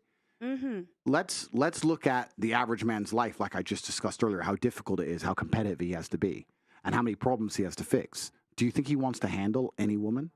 Okay, so Do you, like the idea of any degree of problem? It's the straw that breaks the camel's back. Like the point of having a woman as a man, for me at least, is for her to be my peace and quiet. My life is stress. You see me, I'm rolling around with fucking security teams, and I got problems, and they're after me. And when I come home to my chick, the last thing I want to do is have to handle anything. I want her to just sit the fuck down and her make me happy. She used to be my positive energy. She used to be my sunshine in the rainstorm. Okay. So you're talking about him handle you. I don't know. I can't answer the question exactly. But if you're sitting there constantly arguing over small points or correcting him, he's probably thinking, this is a battle. I don't have the energy for another fight. okay, Yeah, so now yeah. let me add extra context to what I mean as well. So obviously submission is something that people talk about a lot. Yeah. For me, I'm a logical person, I believe, and I submit with logic. I don't submit by default because there's Okay. a level of respect that I believe I need to have Yes. to be able to submit. Obviously, it's I not agree. that I go around and I disrespect all men and everything, but I find that my level of thought process a lot of the times It makes it hard. No. So I know what you're trying to say. yeah, thank you. But you need to find a man you truly respect to submit to him, Yeah. and I completely respect that. And that's the same with 99% of women. Like you're never going to submit to a man you don't respect. And respect is ultimately important because you're not going to sleep with a man you don't respect. You're not going to be attracted to a man you don't respect. Respect is the bottom line of it. And the man has a job to do. He has a duty to do to be worthy of respect. But this all goes back into a very interesting point. Some of the points I've kind of mentioned earlier. If I was a woman, if I was a chick, the chance of me ending up in a relationship with a man I don't respect is 0%. I don't understand how you girls end up. Well, I do understand how you girls end up here. You end up here because of feminism, promiscuity, promises that running around taking dick is fine, dumb shit, stupid decisions. I'm independent, so it doesn't matter that he's a dummy. Bunch of garbage. When you should be waking up going, you know what? I'm going to be extremely selective, and I'm going to take my time and be very, very smart because you're the gatekeeper. By the time you're in a relationship with somebody, you should have immense respect for that man. Absolute immense respect. You shouldn't be able to get there any other way. The only reason you got there is because you've been tricked by society and lied to and told a bunch of fucking bullshit. So, so you're talking about submission and respect. Yeah, it'll come when you meet the right man, naturally. And this is another point I make because I have a lot of men message me. I trust, guys, please understand, the most Googled man on the planet. I have 100,000 emails a day from people, and I get dudes email me, how do I get my woman to submit? And I can't reply to all the emails, but if I ever read them, I'm like, bro, you're a fucking dork. Why would she reply to you? Why would she submit to you? You're a fucking nerd. That's the truth. I'm not out here saying submit to all men. Men are the boss. I'm saying, listen, there's natural balance in the universe. When you meet a G, I've never had trouble with a woman obeying me. She just wants to. It's natural for our dynamic. If she didn't want to obey me, we wouldn't even get to the point of a relationship. If she didn't feel like she wanted to listen to me, we would have never got to where we want to get. It just doesn't work. That shit only happens when the female's fucking giving up sex too easy and the dude's just picking up easy pussy and they end up in some bullshit relationship. They don't even like each other. That's dumb shit. That's dumb shit, right? But I don't have any of these problems in my life. And if you're a dude at home and you're watching this and you go, I want my woman to submit, and she doesn't, guess what? She doesn't respect you. And guess whose fault that is a lot of the time? Your fault. That is your fault as a man. Tell It is. Yes. No, it is. Yes. No. That's what you guys need to damn here. Tell him, please. But it's not tell him. about blaming men and women because everyone has a problem. But then there's also men who are worthy of respect who women refuse to respect True. because of society. Tell the so sisters too. there's two sides to it, right? But a lot of it is if you're a capable enough man and you're brilliant enough, then the female has no choice. But it's very interesting. This goes back into a point I made earlier about how important it is for us men to find women who we don't believe have had a lot of life experience and look like they are. Because I got attacked. I'm going to make this point right now. I got attacked when the Matrix attacked me and fucking lied about me. They said that men are interested in women who are younger because they're more programmable, and that they're trying to make out that I'm making out that men are out here trying to get women and fucking do bad things to them. No, what I'm saying is, if you find a woman who's younger and been through less things, less trauma, less relationships, less headache, she's lived less life, your ideals, if you ask any woman who loves her man, what's your favorite song? His favorite song. Who do you vote for? Who he votes for. What's your favorite car? His car. That's how it happens when a woman loves a man. And that makes the man feel good, right? If she's been through too much shit, then that's a lot harder to pull off. So that link is very important for men and women. But so yeah, the Matrix attacked me with that. But it's very, very interesting. You have to understand all these small sub-dynamics and why things are happening and why the world is the way it is. And the baseline of it is that everything's fucked. Men aren't acting like men and women are acting like women, and it's all messed up. Oh yeah. Wait, so what about like your own autonomy and like just like your favorite car is your favorite car, my favorite car is my favorite car. Like, why does it have to? Okay, I guess that's where I'm It's confused. Like, why does it have to be like that? Yeah, and that's a good point, right? I understand that completely, but I'll give you an example. I'll talk from personal experience because it makes it easy for me. I have a bunch of cars. I love cars. I have 32 cars. My favorite car is X. I pick up a chick. This is my, what's your favorite car? This one. I like that one. I'm like, all right, cool, whatever, no big deal. But the agreeableness is ultra attractive. It depends what the woman wants to do, right? If I was a woman, and let's say I'm 22 years old and I meet a billionaire, and it's my goal to marry this man, and I go to his house, and I say, wow, you have so many cars. What's your favorite car? This one. Really? I thought that one too. It looks so good. Why that one? Because of this. Oh, really? Okay, I'll try and remember that. That's how you get the dude, right? You don't get the dude by going, well, that one's a better color. You're a dickhead. It may be small things. It may be tiny things, but men are ultra interested in things like agreeableness. We're ultra interested in the idea of a woman absorbing our worldviews. We're ultra interested. We are. That's what we're looking for. If that's taken away from the woman's identity, though. What if you say she doesn't like the car? No. So why should she agree to a car that she doesn't like? Why do you want to be with someone she doesn't that have doesn't to know who they are? She doesn't have to agree. Can I say, I like this one. This is my favorite, but I like yours too. Yours is quite nice, you know. Actually, now that I'm looking at it, it's quite good. But I like this one, but I like that one as well. You sound like you want a slave. Is that fine? That doesn't have their own mind. That's just not going against me. It's just being nice. It doesn't cost you much. It's like men don't want a girl that's nagging on them for the smallest things. It's like, why are you giving a guy a headache? No, that's not nagging. That's not nagging. That's not nagging, though. He's saying, oh, what car do you like? Why does she have to say his car? Like, she likes a different car. I just gave you a solution, though. I am talking about how, as a female, to be as attractive as possible to men. Now, I'm not saying you can't get a man if you say another car. I'm saying, how do you be as attractive as possible? Because because you also don't understand how men think. It's different if you come to my house and choose to like another one of my cars. But what if I only have one car? And now you say, well, no, I pick you up in my BMW. Oh, yeah, it's nice. I prefer Mercedes. You know what a man thinks the second you say that? Who picked you up in a Merc? That's the first thing that goes through his fucking mind. How do you know about Mercedes? What if you can buy your own Mercedes? That's not what crosses the man's mind. I'm telling you how men think. But then that's why. Denalva, what percent of women can really afford their own Mercedes? Especially when you go crazy. No, guys. I said a Mercedes. I said what percent of women? I drive a BMW. I said okay. I'm really happy for you. I'm really happy for you. I said the average woman makes $35,000 a year. It's not that hard in this UK. It's not that hard. I said That's still venturing from the point. I'm really happy for you. I'm really happy for your car. But the average woman, I'm saying but the whole point is that what percent of women even earn that much? It's not a high percentage. So when a guy hears that wait. When a guy hears that you've been in this car and that car and that car, his automatic assumption is that you're an average girl. And that foolishness. And that you've been with a bunch of guys to get to that point. I've had a lot of experiences because of my dad, because my dad's very successful. But I've been in situations where I've said, like, oh, I did this, and they think it's with a guy, but it's with my dad. Because most guys assume that you were an average person.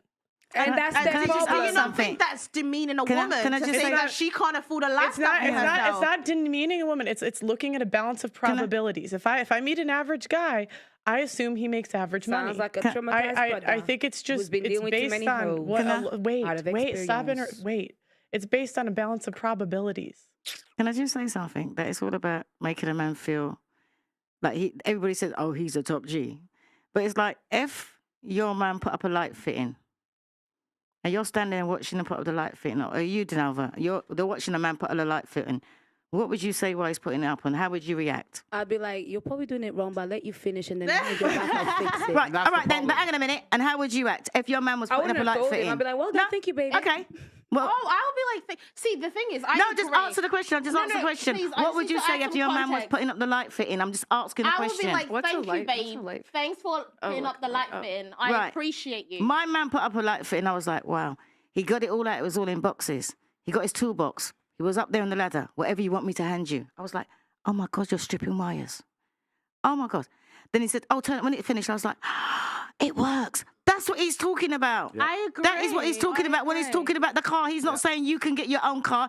He's saying make the man feel like he's doing something, make him feel appreciated. That's right. Like act like a child. No, I like, agree, I you know, agree. and that's what he's saying. He's not saying that, oh yeah, you don't like that car. It's like, my man got a car. It's like, oh my God, it's got heated seats. Oh, That's I the like same heated way a seats. girl likes Oh, to hear. I You're the got- most I beautiful got a girl in the Mercedes. world. Exactly. I think it's got to be a balance, though. Like, yeah, I agree. I like to make my man Listen, feel right. good. When my man dresses up, I'm like, girl, you look so fine. Like, I like to make my man feel good, but he has to do that to me as well. Listen, right. He has to offer me that I sexual listened to Mr. Tate, experience. right, say about, let me put, for instance, there's an artist that I like. My man likes it too. COVID had just sort of like finished. I got 2 free tickets to go. My man said to me, you're not going. What would you do? I'm going. What would you do? What? You can't tell me what to do. Why am I not going? It doesn't matter. He said to It you, you're does not matter going. because that's just illogical submission. I for know. me. Why That tell me why I doesn't can't make go? sense. then? No, but the Like- whole point is you pick someone that you respect enough to trust his judgment, even I when didn't you go. even when you disagree. That's the whole point. I want to find See, that I somebody don't agree who with. I respect enough Because to you're not your bring own me person. stupid, Just stupid because you're in a freaking- relationship. But why would- guys, hang on a minute. stop. Can I ask you a question? Wait. We need one at a time. I Why need would guys to you think respect it's it. something Loud. stupid or whatever? You trust the man enough to be with him. You trust the man enough to sleep with him. So why won't you trust his Okay. opinion? Why does he have to give that? If I say to my man, like I went in, Right. if I say to my man, don't do this. The first thing is me thinking, no, she's telling me what to do. There must be a reason behind it why she's Because- telling me not to do. Because she because- trusts me. I did not go. I had 2 free tickets. I'll tell I you did why, not go. Mama. I'll tell But you does why. that not Wait. Auntie, you asked me a question. I'll tell you why. Because the same way a man wants that sort of validation, a woman wants assurance. I don't want to just blindly do everything all the time, especially sometimes I'm thinking, okay, that's a good Okay, shit. so let's talk. That's what submission No, is. so let's make yeah, a but point. that's Auntie blind made a really important point. submission. Auntie made a really important point because the point she's making is twofold and it's extremely important because a lot of women talk about being submissive, but they're submissive when it suits them. That's not submission. So she wanted to go to the concert. He said no. She trusts him as a man. She didn't go. Absolute respect for that. That's exactly what my woman would have done. Exactly the same thing. Women go, I'm submissive. You're submissive when he's buying you shit in bed and you're submissive. But the second he says something you don't like, you instantly turn off the submission and run your fucking mouth. That's not submissive. That's manipulation. That's bullshit. So that's the first thing. The second thing is responsibility and authority are linked. And as a man, if I'm going to be responsible for a woman, I need a degree of authority over her. This is the reality of it. If I'm going to be responsible for paying your bills, and responsible for your personal safety, and responsible for your personal development, and responsible for fixing the light fitting, and responsible for everything that I'm supposed to do as a man, I need a degree of authority to sometimes come along and say X, Y, Z and be obeyed. If I'm going to have a ship, if you have a ship, the reason the captain has to go down with the ship is because he is responsible for everything that happens on that ship. And because of that, he has authority. If he yells at the shipmates and they all ignore him, then he can't be considered responsible for the problems on the ship, which means he doesn't have to die with it. If you want a man invested in a relationship, he needs to be responsible for you, but he needs authority over you. And you know what? The smartest thing you can do as a woman is sit and go, you know what? Go into this concert. It's 2 hours. But this is going to piss him off, and it's going to be a splinter in his mind for years.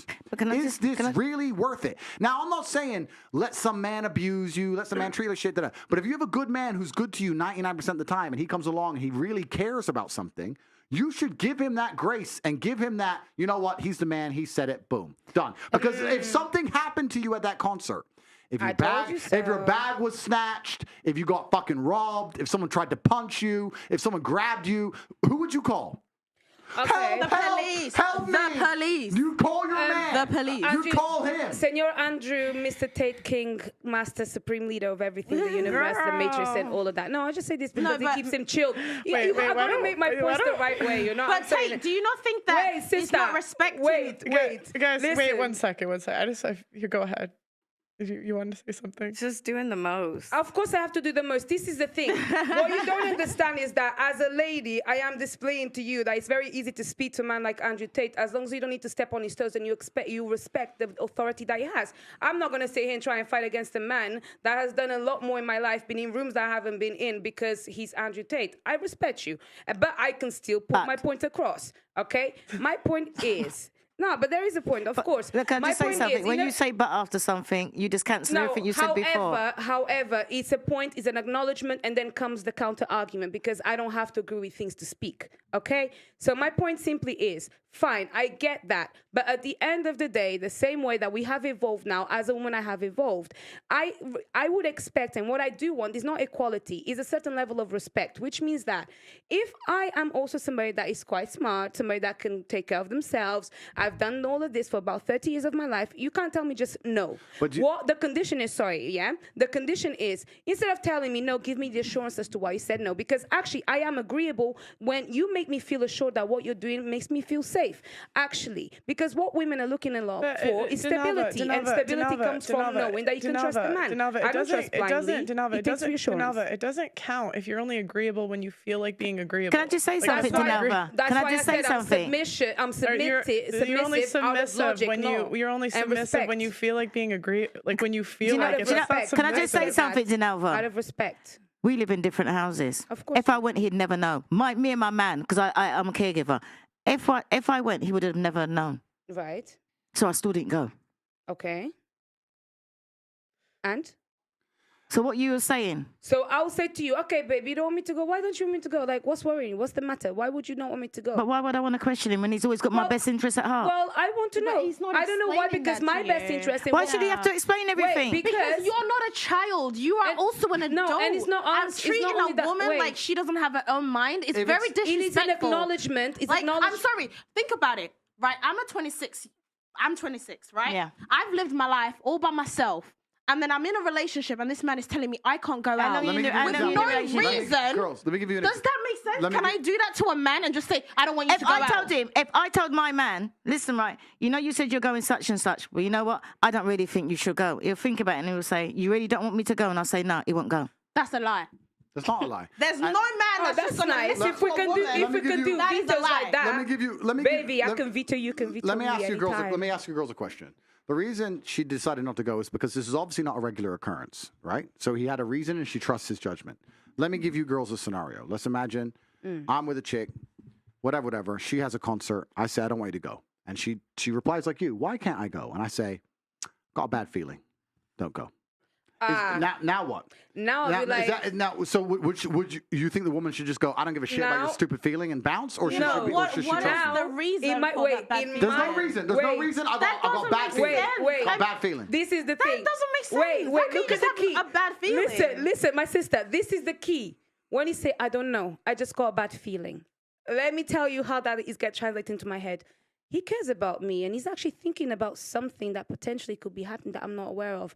I love him for thinking outside the box. But you've reassured me, you've shown me respect for being able to No, make but my I'm own saying- decision. yeah. And that's all it takes. No, that's but- all a girl wants to hear. No, but I'm sorry, when you need you've had a logical relationship- reason as to why you're going to tell me not to go. feeling You is can't just not say you have logical. a bad A feeling feeling. is A not feeling is not Feeling logical. is What if- intuition. do you think Guys. do you- The whole point is Paint like me- you're not. paint me a The story. whole point is a guy doesn't want to explain like every decision he makes. And I don't want to Like, submit but to every decision he a lot of makes. times, like men think things through a lot like more than we realize, and so he's already thought about it. He's already made his decision. It's a headache to him when every time he makes a decision, he has to explain it to you. That's But right. And if you you need to trust that understand- man, if you trust that man and you've been with him as long as Auntie's been with her man, and he says something with the kind of relationship they have and the respect they have for each other, of course she's gonna be like, "Oh right, well, cool, done." That's trust, and that's trust. And I wasn't that's- happy. of course, and also that's a really good point about submission, because submission is largely misunderstood. Like, I can tell you a million stories. I've had girls who are like, "Yeah, you're the man, you're in charge, and yeah, no problem." Da-da. Yeah, she's cool, and she's cool on the jet. She's cool in Dubai. She's cool in the restaurants. She's cool in the 5-star. She's cool in the Lambo. But the second I say something that she half doesn't like, then she's like, "Well, you know what?" Then she's a feminist, right? So women do this very well. A lot of women flip flop. Like if you trust your man and you really want to be with him and you really want to submit to him, there's going to be times you're going to submit in ways you don't like. That's the whole point of it. There's going to be times when you have to do things you don't want to do. I've actually said this in the Depends, like I past. said, it's I respect. respect you in the fact that you're willing to give a woman a life. You're willing to provide for her. But- so I respect that you can then tell her, I want you to do this, babe. But and she has to listen. you're right, but let me a make- lot of women, they want autonomy over themselves. But I don't want a man that's going to provide for me just so he can tell me to sit down and I'm a dog and I'm going to sit down. Let's understand because something. I can make my own decisions too. Let's understand something. Every man will give you a life. It's just a matter of whether you're happy with Not the life every that man can afford it, though. No, exactly. Every man will give you a life. It's just a matter of whether you're happy with the life that man is capable of giving. And this goes back into the earlier points we were saying. You can find a good man who will work his ass off and give you the best life he can possibly give you every ounce of strength inside of him. He'll give you all he has. You can get that. But if you're going to wake up and go, no, I don't want that life. I want that life. Well, then that comes with problems. Yeah, and agreed. This is the cognitive dissonance Agreed. that most females operate under, where they sit and go, I want that life, but I want him to act like that guy. I want the Nissan and the McLaren. You can't have both. What about you a need project? to decide. And there becomes a degree of female maturity. As you said earlier, you get to a point where you're like, you know what? Maybe all that glitz and glam and bullshit isn't worth It's it. not worth it. You grow up, right? Yeah. And that's fantastic. And you make a different decision. And I'm saying that a lot of women get to that point.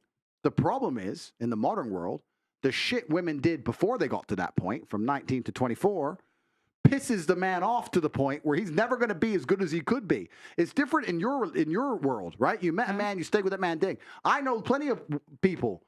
First man, high school sweethearts. The world was different only 40, 50 years ago. The second man, they've been married forever, 50-year marriages. All that shit's gone. And then we have to tie back into all the other sub-points I've made. Into you've had a very fun life at your peak sexual value from 19 to 24, running around doing X, Y, Z. Now you're with this guy who can't give you the life he knows you've already lived. Part of him feels inferior. His status is damaged because all the shit you did is on Instagram and he ain't the one who gave it to you. And now you're expecting a whole bunch of crap out of him. And now when he comes and works his ass off and manages to save up and buy a BMW and picks you up, hey, I got a BMW, you go, yeah, I like Mercedes. And this is the point you're missing. It's not about the fucking car. It's about something larger than that. It's about making him feel like he's a man again and like he's in charge. A You're woman sitting shouldn't here have to make arguing, a man saying- feel like you're a sitting here man. going, I'm an autonomous female. I can fucking like that. But what are you doing? You're damaging the psyche of the man who's trying to love you. Is it worth it for a But what fucking do you car mean by brand? loving? There gets Can to we a break point- it down? Tate, can Wait, we break okay, it down? can I- Does loving mean that you listen to what I have to say and also think about what I want and not just what you want? It's not Is about that that. what loving means? If that's it, I can subscribe to that. But I'm Okay. not going to subscribe to All right. sit down and you have to sit down. It's not What? about that. It's I'm about- a grown-ass woman. I pay my own bills and you're going to tell me what to do? That's fine. But it gets to a point. It gets to a point where you have to sit and analyze the scenario you're in and try and realize and pick your battles. And I'm telling you, you may not realize it, but a man does a whole bunch of shit for you that you don't know. He's watching the shows you want to watch. He's listening to you talk gossip about the girls at work. He's fucking going, yeah, I like that dress. He doesn't give a fuck about any of it. He's doing it for you. See, that's the but the preach second thing it's there. back the other Yeah. way, you have some fucking issue with He's autonomy. right. It's He's bullshit. right. It's- Listen, he's right because it's bullshit. women talk nonsense for a long We- time. I And they listen say to like, yeah, babe, nonsense. you're right. Yeah, babe, can't believe she did that. It's true, babe. Oh yeah, that show is good. Yeah, babe. Yeah, it's true. You So become I'm a saying- serious Yeah, I person. agree. It's Men true. do a lot, but women do Of a lot course. too. As much as if my man caters to me, I will do anything to make him happy. If he says, "Oh, babe, I like this meal," I will make sure I can cook it for him because guess what? He actually cares about what I want as well. You can't just have a one-way It's relationship. not one way. I'm just saying. I'm give just it different commenting. ways. I'm just saying. If I was a woman and I had to make a man as attracted to me as possible, my goal would be to give that man status and make him feel good about himself. And I'd be very, very careful talking too much about life experiences or opposing views, not because he's out to oppress me, not because he's an evil, horrible person, but because he's trying to find somebody with a similar life view. He's trying to find somebody he can show the world to, trying to find somebody he can feel like he can teach things to. Mm-hmm. That's how you get the best out of a man. I'll tell you now, you get the best out of a man. That's why I got Clementine. No, but if you go into a man's room when he's playing video games, and he's playing video games, and you say, all you do is play video games, and you nag him, he'll play video games. If you walk in there and go, you know what, you're so smart. I've seen you do so many amazing things, and you've said so many amazing things. Why do you waste your time playing video games? You could show me so much. Now you're going to get him off the fucking console. Yeah. But I know it's an ego play. I know your old girls are like, why should I have to do that? Da-da. There's a lot of things Because it tells you look pretty in the morning. It's because you win.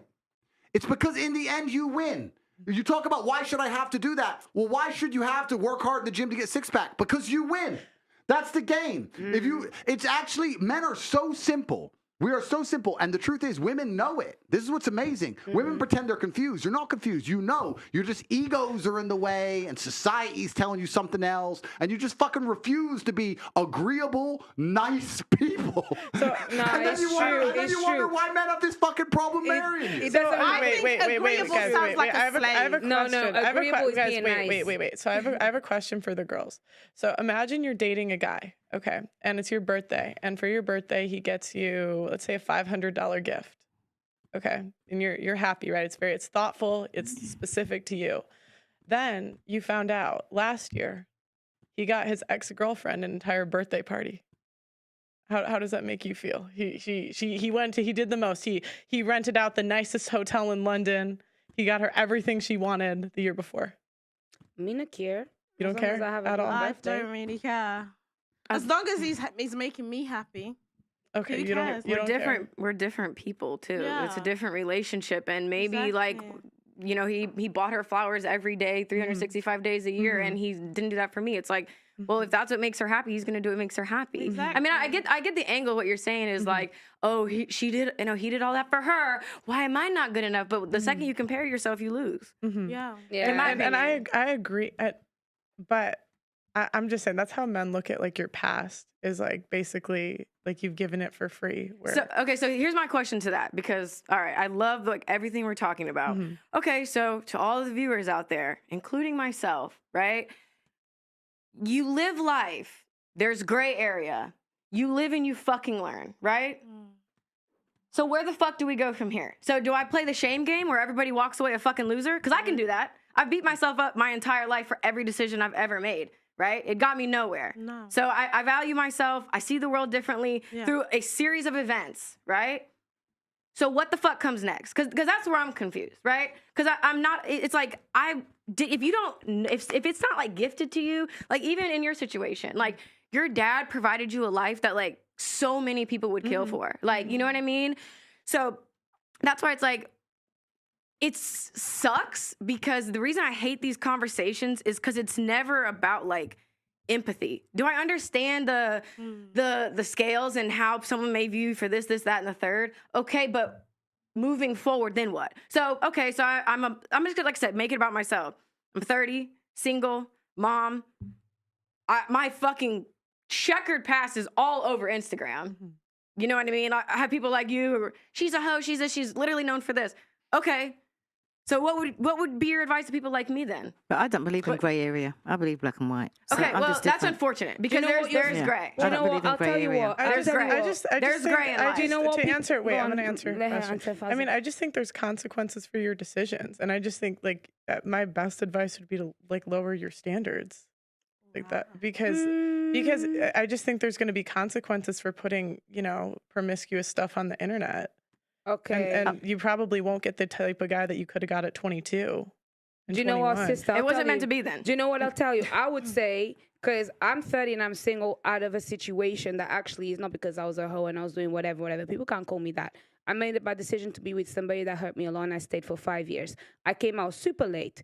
And do you know what I realized? What I learned is that I know now that I have to be selective and I have to think. If me taking longer to get to that stage is what it takes, then that's what it takes. You accept your future, you accept everything with gratitude, because as long as you're breathing, that's the most important thing. At least you've got your child. I am not afraid because I know the quality of woman that I am. I know my value regardless of whether I'm 30, 40, 50. Yes. Do you understand? So you don't be afraid by other people's time limits and limitations and all of these things, because it actually doesn't matter. And I'll tell you why. No, but your value goes down as you get older. That's according to you. No, but I'm saying to men, and you have to understand your buyer. I'll tell you why. Because since Mr. Andrew Tate explained something about status, I understand very well what that actually means. And as a woman, the quality and the value that I hold for myself is actually the kind of value and quality that a man will appreciate the status it will bring to him, whether or not I'm a virgin. Because I've worked on myself to be a woman of quality and substance. I respect myself and I handle myself as such, okay? And that is the way that you're going to actually overcome all of these bad mistakes that you've made, because who you are right now actually will make a difference if you stick to it and if you mean it and if you've always been that way.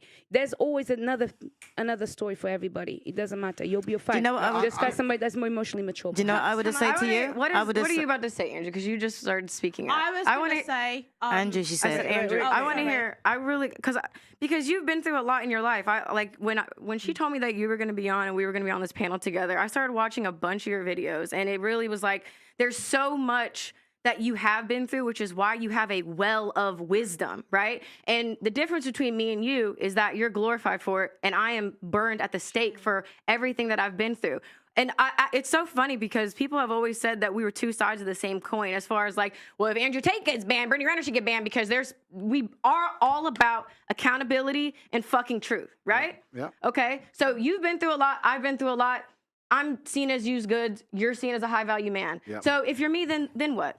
What's next? Yeah, it's really interesting, and it's interesting you make that observation, and you are correct. That's the difference between the masculine and the feminine. It's unfair, I guess. The world's not fair, but that's the difference between the masculine and the feminine. Men are respected for going through things and surviving, and women are the complete opposite. They're shamed for going through things and surviving. If you look at women, love scars on men for a reason. He's gone through something. They're lived. War wounds. Yeah, men don't want a chick covered in scars. I'll say this right now, that a woman, the more trauma she goes through, the more masculine she naturally becomes. And if you were to give me my ideal woman, I would not have wanted her to have a hard life and a bunch of trauma. I like the idea of her having a soft feminine life and being a soft person, and I can take care of her and protect her. Whereas as a man, to be a good man, you need to have been through a bunch of trauma, because if you haven't been through trauma as a man, you're a weakling. You have to have been through a bunch of shit. So the masculine and the feminine is a very interesting point there. As for, I don't know your history, I don't know the past, but we can just talk in generalizations in regards people to like me, I guess, under the same umbrella. It doesn't have to be personal. I don't know any of it, but we'll give generalizations. One of the main reasons that men are scared of a female with history is because it makes the man insecure. Okay. And scared dogs bite. So this is why men will snap or get angry quick, or they'll bring up if you get in an argument with him, he'll bring up your history, whatever. But a lot of it is insecurity, and it's not insecurity because the man is insecure. The female paradigm in society convinces men, any man who says anything, you're insecure. It's not insecure in that way. It's insecure in a very realistic, logical way. Like I was saying earlier, she's had a lot of life experience. Let's be honest. Am I the richest guy she's ever had? No. Am I the most famous guy she's ever had? No. Am I the best looking guy she's ever had? No. Like, what's keeping her here? And then part of it comes down to, well, am I second place? If she could do better, would she do better? Like, there's a whole bunch of insecurity involved. And that's where tiny things, like I know it sounds like dumb shit, tiny things about the favorite car brand become more important than ever, right? It's your job as a woman, regardless of how much sexual history you've had or what guy you're with, etc. It's your job as a woman to make your man feel secure in the fact and make him feel like a man, like Auntie was saying, make him feel like the man no matter what he does, so that he feels like you really truly believe he's the best choice for you on the planet. That's your job to do. Now, if you've had a checkered past, that's perhaps more difficult. You need to be more tactful with it, more tactical about it. But you have to achieve the same result. You have to do the exact same thing, right? So, yeah. It's easy for me if I get a 21-year-old virgin from some village in Slovakia and I'm multimillionaire Andrew Tate. Of course, it's a very easy. She's never had better. She'll never get better. She's never been anywhere. Boom, boom, easy one, right? But like you said, the world's not so idealistic. The reality is that people have had relationships, et cetera, et cetera. But a man is happiest in the relationship when he feels like man of the house and when he truly feels like you believe he's the best man that you could possibly ever get and have ever gotten. Because a man is jealous. I'll tell you something. I used to say this to girls as like a joke. And I used to say, truth and jest. I used to say, no, but I say it's a joke. So you cheated on me before I met you. And she'd be like, what do you mean? I didn't even know you. It's like, yeah, you fucked that guy before I even knew you. You cheated on me. And they used to laugh, whatever. But that's how men think. That's the male mind. Like, I love you, and you've been fucked by who? But I didn't know you. I don't care if you knew me. You should have waited. What do you mean? But that's the male mind. So he is in competition with all of your exes and all of your lifestyle and all the things you've done permanently. And it's down to you as a woman to sit there and go, how do I make him secure in himself and secure in his masculinity and make him believe that investing in me is still worthwhile because I still truly value him, despite the fact that I could do X, Y, Z. I hope that gives some clarity, but that's the answer. So how Do do you know what guys- I would have said? I would have said, oh, for anybody in that situation, come off social media and just raise your child. So the person who meets you's got nothing to. But I never knew you. I never knew who you were because I've never heard of you before. So when I spoke to you, but the way the way you're saying like what's on the internet, let me just say, you're a nicer person than what you sound like what you perceive to be. Mhm. Like you were saying, oh, that Pearl's got, oh, there, she's a whore, and I've heard the name, but I don't know anything about you. And I was saying that if you didn't have nothing on social media about your checkered past, and you met somebody the same way how I met you and I conversed and I got to know you, is the same way that they would. Yeah, and it is interesting, and it's also back to the masculine and feminine, right? Because I'm all over the internet, and supposedly I'm misogynist and I'm evil and all this crap, right? But if I meet a girl, even if she disagrees with me, in fact, I'll say this, I've never, ever met a single female who's ever come up to me and disagreed with me. Every woman comes up to me and loves what I says. But let's imagine I met this imaginary girl and she was sitting with me. And if I were to have a 10-minute conversation with her, by the time I explain the level to which they tried to destroy me, how they tried to freeze all my bank accounts, raise illegal charges against me, put me in jail for things I didn't do, put a travel ban, take my passport, all this garbage. By the time I explain how hard they tried to hurt me and failed, she'll want me. Because she'll be like, you can't kill this guy. And that's going to be it. Like, you say a bunch of shit I don't like, but you know what? You're the man. So it is about experience, and it is different. And that's a really good point about social media. Social media amplifies all of this shit. It amplifies all these problems. Everything we're discussing, everything we've discussed back to the beginning, from status to promiscuity to your past, it's all social media. Without social media, a lot of it goes away. And I think that's why me and my man last so long is that he doesn't do social media Completely. and there's nothing on there about me. I feel like to answer your question too, because I have had people say that as a solution, and it's like you can run but you cannot hide from the truth. And I have shared why my voice has been so impactful and will continue to be impactful is because I have put myself out there and I have been punished for being honest. So it's like I have been given a platform and a voice for a reason. Even sitting down in this conversation thinking there's not one person I'm probably going to agree with and probably going to want to leave, I've been called here for a reason. So it's like I can't go against what is in my heart and what I am coded to be. And that's why I feel like it's important for me to sit here and represent people who feel like me, because it's like I don't want to say I didn't choose. I don't even want to say that. I just feel like I don't see a lot of women under my umbrella who feel the way that I feel. I don't see opinions shared that would be worded the way that I feel. Nothing. I feel like a lot of my thoughts are very unique, and it's kind of scary because I have been through different things. I see the world in a different place, and when I even speak online, people think I'm fucking speaking Swahili. Yeah. So it's like, I know exactly what you're saying, and you're making good points. And it's just, I think that regardless of whether, like, we're talking about different positions. I compare everything to chess. I know it's annoying. We're looking at different positions on the chessboard, but the rules are still the same, right? Okay. No matter how bad your position is or how good your position is, you're still trying to achieve the same objectives. And you want the man to get high status, and you want the man to feel secure in himself. And I think it's very difficult. I can only talk from the male perspective because I am a man. It is very difficult if I were to meet a woman who I liked very much, but she had X whatever, past whatever. My concerns would be, how do I know that I'm still the number one? How do I know I'm most important in her life, especially if I don't measure up in certain key metrics? And two, the second thing that's most scary for men is we understand that men are constantly after what we have. Like, your inboxes are all full. Like, they may not be with guys you want to reply to, but guys are still trying to get it.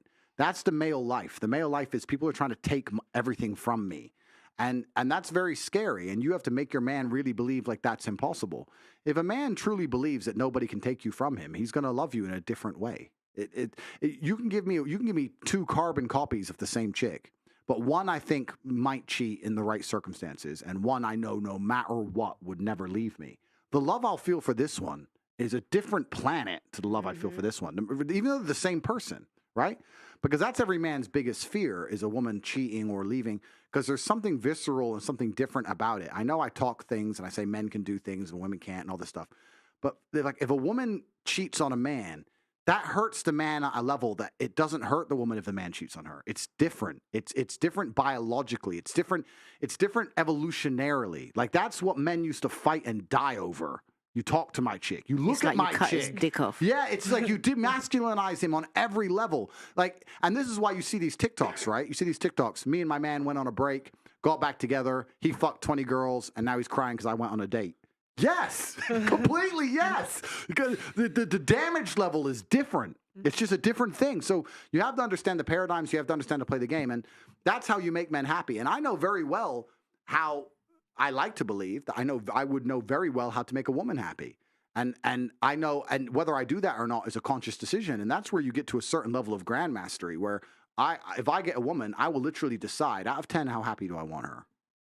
Does she deserve to be happy 10? Or should I keep her like crying half the time? That it's very conscious, and women don't think that way. But I'm saying if you're a cunning woman, you can be like that. You could be a bit more like, you know what? I want him infatuated with me. This guy ain't worth the time. That guy I want. And then when you're going to do that, just like the game of chess, if you play chess, it's not big moves that make you lose. It's small positional plays. It's that time you argued about your favorite car. It's the time you disagreed with him about the favorite band. It's the dumb shit that adds up. Whereas really, truthfully, if you're truly smart about the game, you can get him to a point after a few months where he's like, she's my soulmate. She loves everything I love. We think the same. Our hearts are connected. Boom. And then you're safe. Just don't fuck it up from there. That's the game. But I just feel like it's so contradicting to feel like what your overall message is, which is about truth. So it's like if my truth, like if it can be destroyed by the truth, it should be destroyed by the truth. So that's what I'm trying to figure out. Like why it's really mind-boggling to me because I feel like how could you even be mentally, emotionally, sexually stimulated by a woman who is just agreeable and it doesn't have her own mind. I just don't see that. That is exactly what every man wants. We don't want you to be complete robots. We're not saying we can't have a joke with you. We can't say you can't have a laugh with you. We're not saying you can't have a personality. But when it comes to things like agreement, there is not a single man in the world who's going to say, she's too agreeable. She just agrees with me on it. She agrees with me on all the important things in my life. She's too agreeable. I want someone else. Fuck no. You're completely and utterly wrong on that point. It's a huge point. This idea that, I understand if you're a complete doormat and you set no standards, men might walk all over you. I'm not talking about that. I'm talking about agreeability and agreeableness as a whole. Men love the idea of an agreeable woman because it gives status and it makes the man feel like he's a teacher and it makes the man feel in charge and it satisfies his ego. And to you, they may be small, little, tiny points, but to him, they're a big deal. If I were to sit, I'm telling you right now, if I were to sit with one of my chicks or whatever, or my chick, and I'll just sit in the Lambo and say, Lambo's the best car of all of them. I prefer the Lambo. And she goes, I don't like that one. I'm like, listen, I bought them all, and I fucking said this is the best one. Shut up.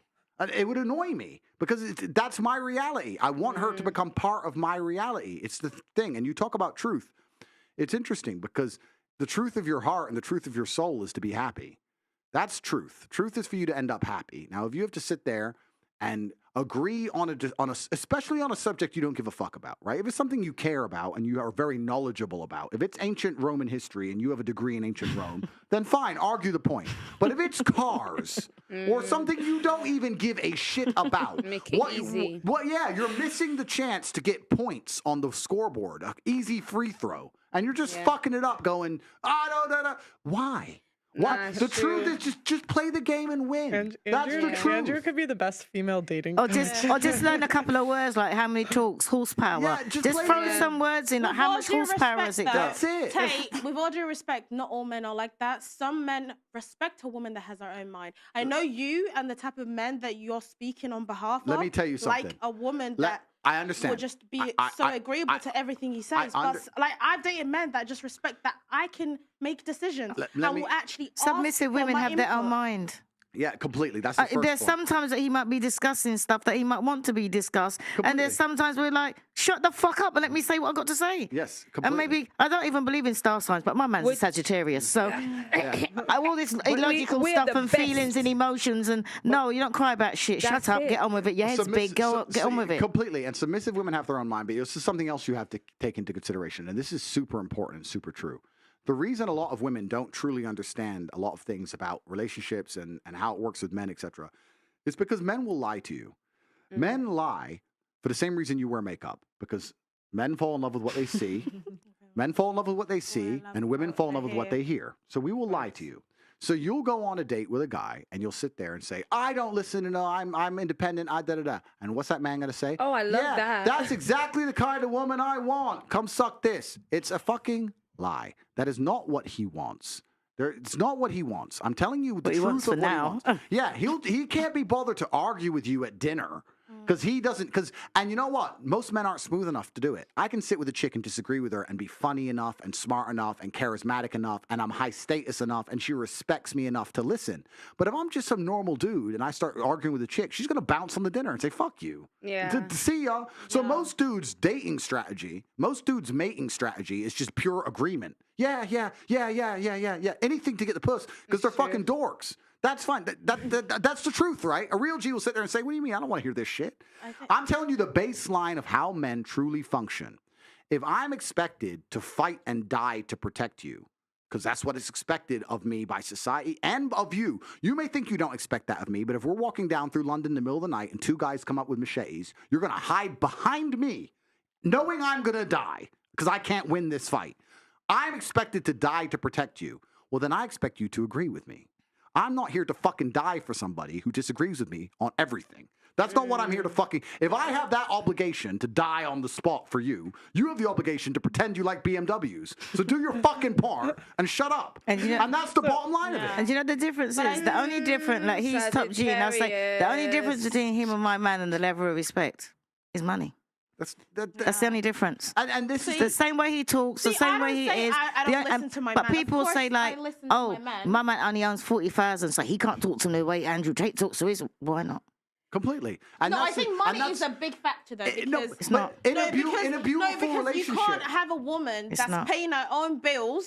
She's doing everything for herself. I mean, she's a man. And then you're gonna tell her, Of course, but I'm "Oh, saying... do this." But you're different. Do The you fact not that work, Auntie She Jenny? doesn't need to work. You take all that stress away from her. I don't work. Then she'll be a lot That's more. good. Why stable. does I don't money work. wait? Why does money have to matter for submission? That's what I mean. I don't because work. if you have enough money to make sure that she doesn't need to work, go and deal with her boss every day, I deal don't with all work. this stress, all these bills, then of course she's going But to listen, look up to but- you and be like, but "Oh, this- okay, he pays my bills." You know My what? man must own This- about 40,000. Let me I don't just- work. I'm like, you know, I just never. I grew up in a 1% family. I never expected a dude to pay for everything. I don't know. I It's don't. fucking I odd. don't. But and I neither still do think like, and neither do I just don't like expect a man to pay both for of my life. parents worked, but my mom still submitted to my dad. Like it wasn't. The point is this: in every relationship that's beautiful, every relationship that's happy, regardless of the socioeconomic scale, regardless of how rich or poor they are, regardless of how famous they are, regardless of how whatever, in every relationship where people are truly happy, pay attention. The man is in charge. He's the top G of that house. His woman makes him feel that way. She respects him for what he does, and they are happy. We're talking about me out here in the world, social media, whatever. It doesn't matter. Every man wants to be the man of his household, the king of his castle. Every single happy relationship is the same. I genuinely implore you to name a happy relationship where the woman's in charge. Name one. You can't. They end up broken up. She leaves him. Whatever. Name a happy relationship where the woman doesn't blindly say, "Okay, I won't go to that concert." Name one. There is only one framework in which people are happy, with the man in charge, the woman trusts and respects him enough to let him be in charge, and they're a happy couple in relationship. Any other type of relationship is a time bomb to the end. So if you want a happy relationship, that's what you should be aiming for. You need to be perspicacious enough and think about these things and sit and go, well, that's the only way relationships work. So I need to build it that way. I think it needs instead to of be as coming well. along and believing you're going to reinvent the wheel. Okay, so But Tate, I do you want not to, think there can I be a want to, wait, partnership? I want to hit one more topic because we're running out of time. So I want to actually give the ladies a chance to say, what do you guys disagree with from the red pill and men-centric content? Can I go first? No. I'm submissive though.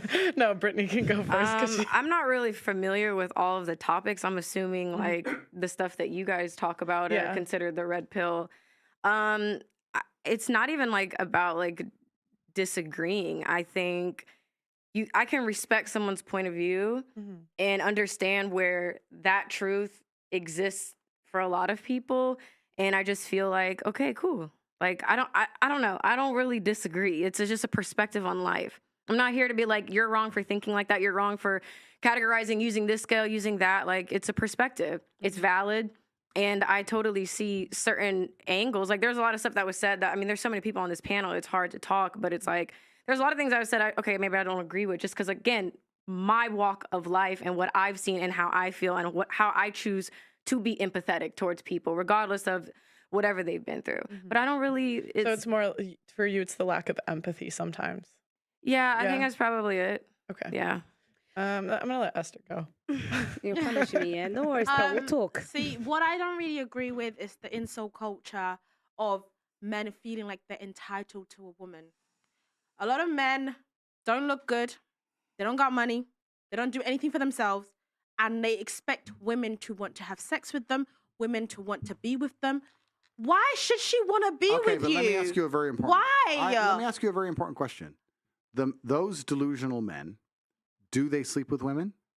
Of course not. Okay, but they get angry. You see them in Pell's comments. wait. Oh, she's a modern woman. It's like, no, she doesn't want you because you are a lowlife. Get over it. Go and work. Go to the gym. Go and work on yourself. Go out and get a job. Go and get some money. The red pill says They just cry about it. That's what most of the men-centric content tells guys to do. Go to the gym, get your money up, like that sort of thing. Learn game. No, but that's not what they're doing. What they're doing is saying, oh, women are delusional. Oh, women want this. Why women know what they want. If you want those women, go and do what they want. And then you'll be chosen. You don't have to worry about the men that aren't getting laid and all the women are ignoring. Okay, yeah, YouTube comments, but besides YouTube comments, they have no voice in society and they don't exist and nobody gives a shit, right? So this is what I was saying earlier about reality slaps men in the face and shows them their place very quickly, because all these men, reality is showing them their place. There are women who are disagreeable and unlikable and doing wrong things and acting badly and fucking up how to make a man attracted to them. And they're not being slapped in the face by reality because they're still ending up with a partner. So this is the point we're trying to make here. I agree. I know what you're saying about red pill. There's a whole bunch of bitter, hate-filled guys. I agree with that. Yes. Can I just drop another comment? When I came on your show, they were in my DMs. I'm thinking, do you not have things to do with your life? Like the fact that you sit on Pearl's little comments and then come into my social media and then slide in my DMs. Like, you really have nothing to do with your life. Were they hitting on you? Or were they like Oh, no, they were calling me a misandrist. Some girls get hit on even after they insult. Oh, no, they were calling me a misandrist because of the fact that we just don't want you. Like, get over it. But that's just the internet, though. Like, I get death threats. I get, like, people insult me. Yeah, but it's not good enough. I just think, like, you go on the internet, duh. Like, yeah, you're going to get insulted on the internet. Who hasn't been But insulted? it's obviously, it's quite hard, especially when you're receiving a lot of hate from all these men. I mean, I get it. I've had hundreds of videos made on TikTok like that go after my appearance. It happens to me like every single day. You called a girl a whale. She's a Pisces. She's a Pisces. No, Pearl, you called somebody a whale. That is a big insult. One. I called her a whale after she attacked me. After she attacked me, she knocks the mic out of my hand. She called me a slag. I didn't know what that meant at the time. Okay, I had no idea what that meant. She called me a slag, put the mic out of my hand. So of course I'm gonna call her a whale. You attacked me first. That's what they never talk about. You got called a whale because you attacked me. I missed a good episode, it sounds like. No, it was a street interview. And this girl, she like knocks the mic out of my hand and they're pulling her back. You slag. And I was like, you're effing whale. Drunken females. But it was like, that was a response. I've never called someone on my show a whale individually. But when I came on your show, you were quite rude to me. I'm not gonna lie. No, I'm not gonna lie. The way you conduct your show today was great. Today was great. But when I was on your show last time, you were like, why you talk too much? I'm thinking, who is this woman talking to me like that? I'm not a child. But that's the thing. Because you kept interrupting everybody the whole show. That's what happened. You kept interrupting. But so were you. Because I'm the host. Yeah, and queen. So today it's like we have a big guest. I'm gonna let him talk. But you're just, and no offense, you're just a normal guest. And normal guests, we don't let dominate the entire conversation. I wasn't dominating the conversation. You probably talked 70% of the time. And so I have to interrupt you and stop you because you're talking and nobody else in the room had a chance. And nobody else in the room had a chance to talk. I understand I interrupt people, but that's part of your job as a host is to control the conversation. And if anything, I probably control the conversation less than I should compared to most hosts. No, but I think it's the way that you were rude. You could just be like, okay, let the next person talk. You were like, why are you talking to me? That is so rude. Because we had tried multiple times to tell you nicely. Multiple times to tell you nicely, and it just kept escalating. That is not true. I think you're trying to gaslight me right now, because that's not true. Okay. The thing is, you didn't agree with what I was saying, and then you and Auntie resorted to insults. It wasn't an insult. That's the reason. But that's the reason I would say. I'm not coming for you right now, because you know what? It's your show. But what I'm trying to say is, coming for us. You are coming for us. You just open your mouth. You are coming for us. Listen. What I'm trying to say. What I'm trying to say is, how was I rude to you? No, how was I rude to you? Why you call my name into it? How was I rude to you? But you were rude. How was I rude? You were rude. This is just my point of view. You told a story where you said. You didn't say you're too nice about it, Pearl. You're saying it too nice. Listen, right? You come on the show. You come on the show, right? I don't care right now, because you come on the show. On the streets. Can you calm down? You come on here. You sound like a hooligan. Please just slow down. If I sound like a hooligan, don't tell me about calm down, right? Because you're shouting at me. Why are you shouting at me? Hang on. I heard Mr. Tate talking, right, with passion, right, and loud. I had no way to tell him to calm down, right? You're there shouting off your mouth, right? I am being loud. I am being loud. Don't tell me about calm down, because when he was talking, who was you screeching at?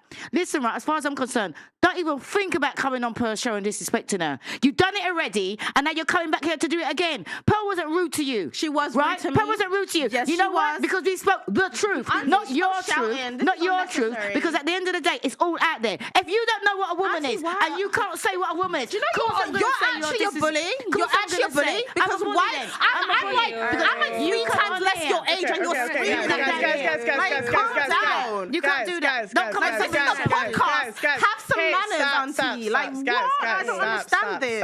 Stop. Okay. All right, guys, let's take a second to hear from our channel sponsor. Identity theft can be a nightmare situation if it ever happens to you. One victim from San Francisco described her experience after losing her wallet at a bar. Apparently, I stole a Tesla, I got in a car accident with it, I got a new iPhone, I opened 2 new checking accounts and went on a bad check writing spree for as much as $13,000 at a time. I attempted to open dozens of new credit cards, I wrote a check for someone's bail, which they skipped, and so on. It took this victim years and heavy amounts of stress to her life to undo what the thieves did to her. If she would have had an identity protection at the time, she could have mitigated some of the damage that the thieves were able to do to her. Stories like this are happening all over the world, and you have to be on high alert to protect yourself. One way to protect yourself from identity theft is with Virtual Shield One.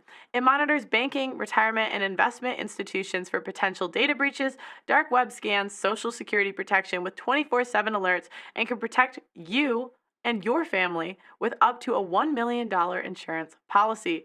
Virtual Shield One includes free access to Virtual Shield's industry-leading VPN with unlimited VPN access and advanced VPN Plus features to keep your internet and cell browsing activity anonymous and private. The service also includes malware and ad blocking. With a 30-day free trial and 67% off this holiday season, what do you have to lose? I use it myself and love how it makes me feel safe by protecting my identity and keeping my browsing history anonymous. Just click the link below or simply visit www.virtualshield.com/Pearly. That's www.virtualshield.com/Pearly and protect your identity today. Remember, supporting my sponsor supports this channel. Thank you guys again. I just think we're going to see that situation differently. I don't think I was rude to you. I actually think I was quite polite. But that's just my opinion. You think I was rude. Okay. I was just trying to explain why the women came for you. To be fair, then you called me racist and sexist on another podcast. No, I said your followers were racist because they called me a degenerate Nigerian woman. Okay. Did they not? Okay. Did they not? Okay. Proving him right. Okay. Don't worry, sister. Okay, so your disagreement. Okay, your disagreement. Let's go back. Let's go back to the topic. Your disagreement with the red pill. Oh, so the insult culture. The insult. You don't like the bad comments. Okay. No, Anything- not the bad Okay. comments. The fact that they just feel entitled. Okay. When women say what they want, they feel so entitled that women need to change that. It's like, no, women like what they like. Just like a man likes a woman that looks good, a woman that cooks, a woman that's younger. Like he said, someone that's not been traumatized, that's not been through so much experience. Like, we don't cry about it, you know? Yes, we do. Do you know Yes, what? we Do you know what women do now? Yes. Wait. I need to stop you there. Yes, we do. What is body positivity? What is slut shaming? We do cry about it, and we cry about it loud on every social media platform. We do. Yeah, You but can't- there's no. Wait, I'm just going to give you an equivalent. There's no short man shaming. No, you don't hear the men crying about that. Women, by they and do large, cry about it. no, they don't. Yes, they do. Do you see short men being pushed to be on the cover of magazines? Where they say we need more short men, short male models. Oh, I see what you mean. Where okay. they're putting plus size women on the cover of magazines. Tom Cruise okay. is short as I think he's like 5'8" to 5'10", which is average actually. Like most women don't know. Only 15% of men over 6 foot. Yeah. Okay, I think everyone should be positive about what they have. Like, you know what? If you don't have money, like, own it. Be happy with yourself. And Just because a woman doesn't want you, that's okay. It's fine. I agree with you, but I'm saying like men have to deal with the consequences. Like an average chick can still sleep with an NBA player. Who's like That's a top 10%. They want. Okay. I'll give you an example. Okay, I've had guys on that level message me. I think I'm an average chick. I would never in my right mind think that any of them would take me like. But you're rich. But I'm. Pearl, they want your money. Men don't care Your about your money. status. They No, do. they don't. Some men They do. don't. Okay, Some men wait, do. wait, Pearl's wait, not rich. wait. Pearl is not What? rich. She's from a rich background. No, She's she's status. So they're seeing like Okay, The but I'm medieval saying maiden. men don't care about your money. So some that's men nothing. do. Some do. That's bums. Some Bums do. care about your money. No, Okay, it's the I status, personally though. don't like bums. That's just not my thing. That might be your thing. Okay, you want a high value man. I'm not saying high value. Understand. I'm saying I don't like guys that don't have jobs. Just for me. Can I just say something that's going to shock everybody? I would like to hear what Dinarva's got to say now. Oh my days! You know how much I've been holding on to my seat. Like, when is it my turn to unleash everything that's been in my head? Okay, cool. Question was again, sorry. What do you disagree with from the red pill? What I disagree with the red pill movement is the fact that it fails to understand that it has extreme limitations because you focus a lot on the extremities of things. And I will revert that back to me. I don't think the red pill addresses the fact that there were a lot of housewives that were left widowed quite young and therefore had no choice but to step up in transition into a strong and evolved modern woman. And I say that because my dad passed away when I was 12 and I didn't have a man in my life to be able to show me the way. Not only because there's really just not many men in my life, because my mom focused her energies and efforts into raising us and providing for us because she didn't have a man. And I don't think it would be fair to even expect my mom to, when we're all 12, 13, 14, to go and find a new man, because actually that creates even more issues within the home for us to even to accept him, especially because we had a close relationship with my dad.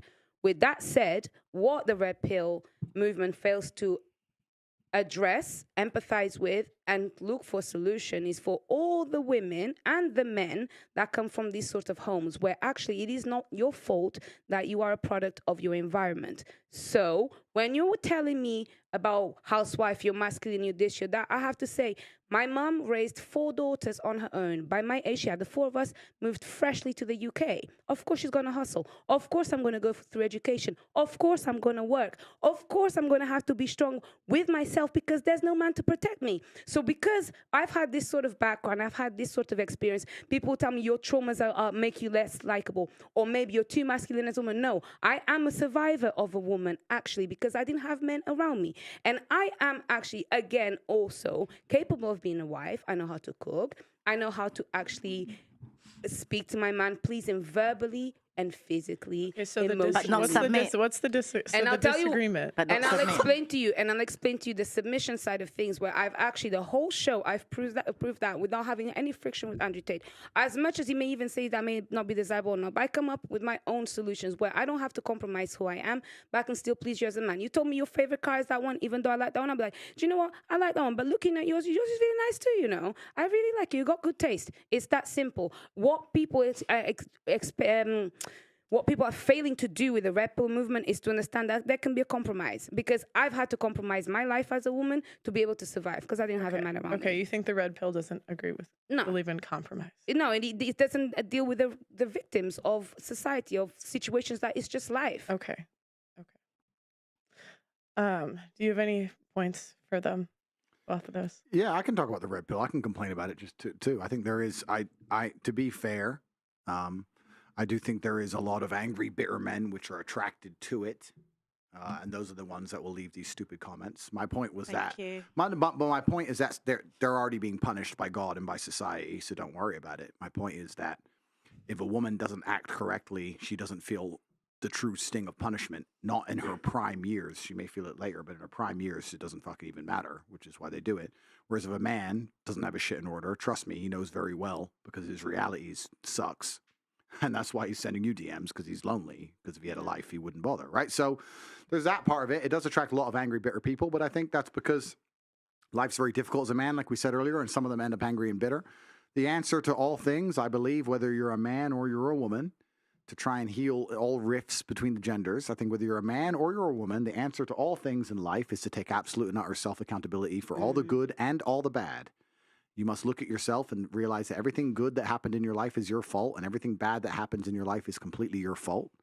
And with that, having that high degree of absolute accountability, it doesn't matter. Even if it rains outside, I blame myself because I didn't have to be in London, right? I could have stayed in Dubai and it wouldn't have rained. So I'm responsible for absolutely everything. And if you do that, you pay attention to things and you try your very best to mitigate the negative circumstances and work your hardest, you're going to have a pretty good life. I just want to finish by saying that I believe that men and women are best as a team.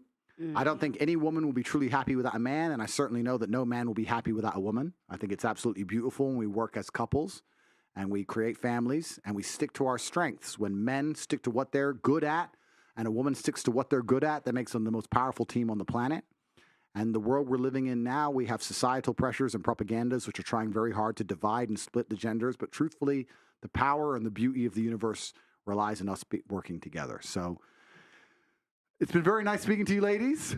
I'm only upset that you ran out of clementines and I'm stuck with limes. I was going to say, give this man an orange. And those are my limes, so you can There's keep melon them. out there. Oh, okay, we got melon. But yeah, all in all, I think it's good, and I also think that discussion is very, very important. And I think that a lot of these issues are delicate and they're nuanced, and people listening to conversations like these and hearing the different points of view and understanding each other is a fantastic way to progress.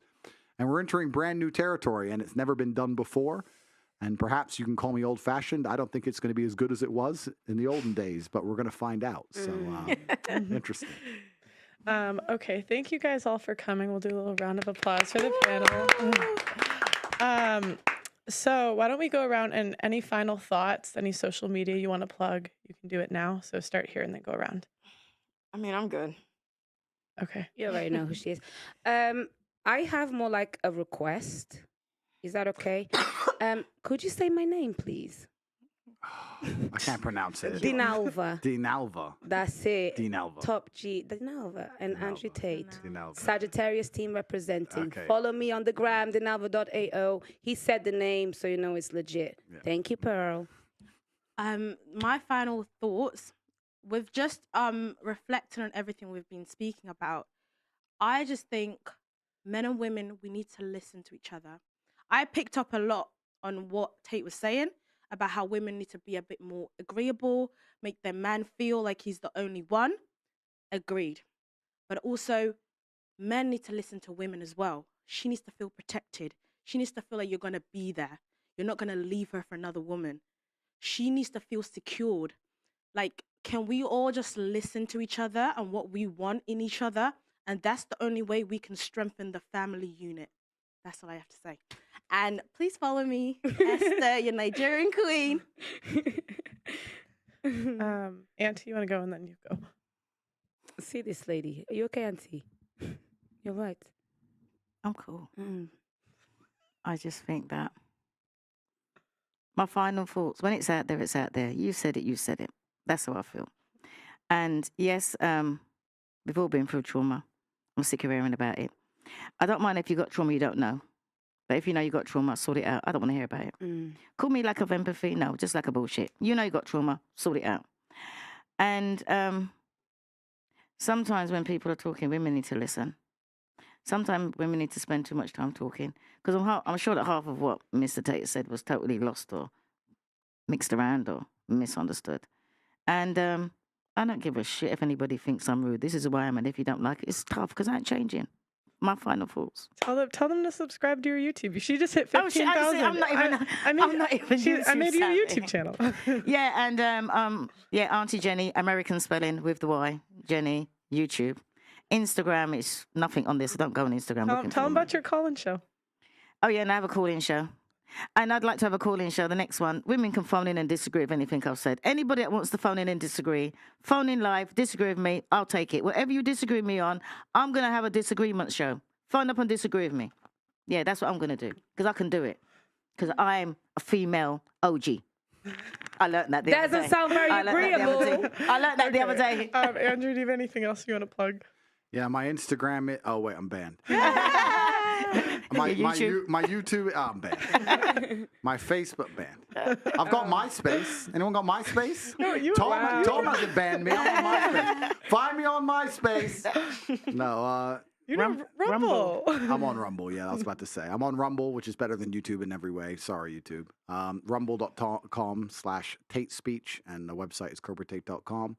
But most people tell me, listen, I can't avoid your face on Instagram or TikTok anyway, so it doesn't matter if I'm banned because I'm still around. But cobratate.com, I recommend to people, if you like what I say, I have a free email list. Sign up to the free email list. I send an email every single day about different topics. Some are for the guys, some are for the girls, but they're all on there.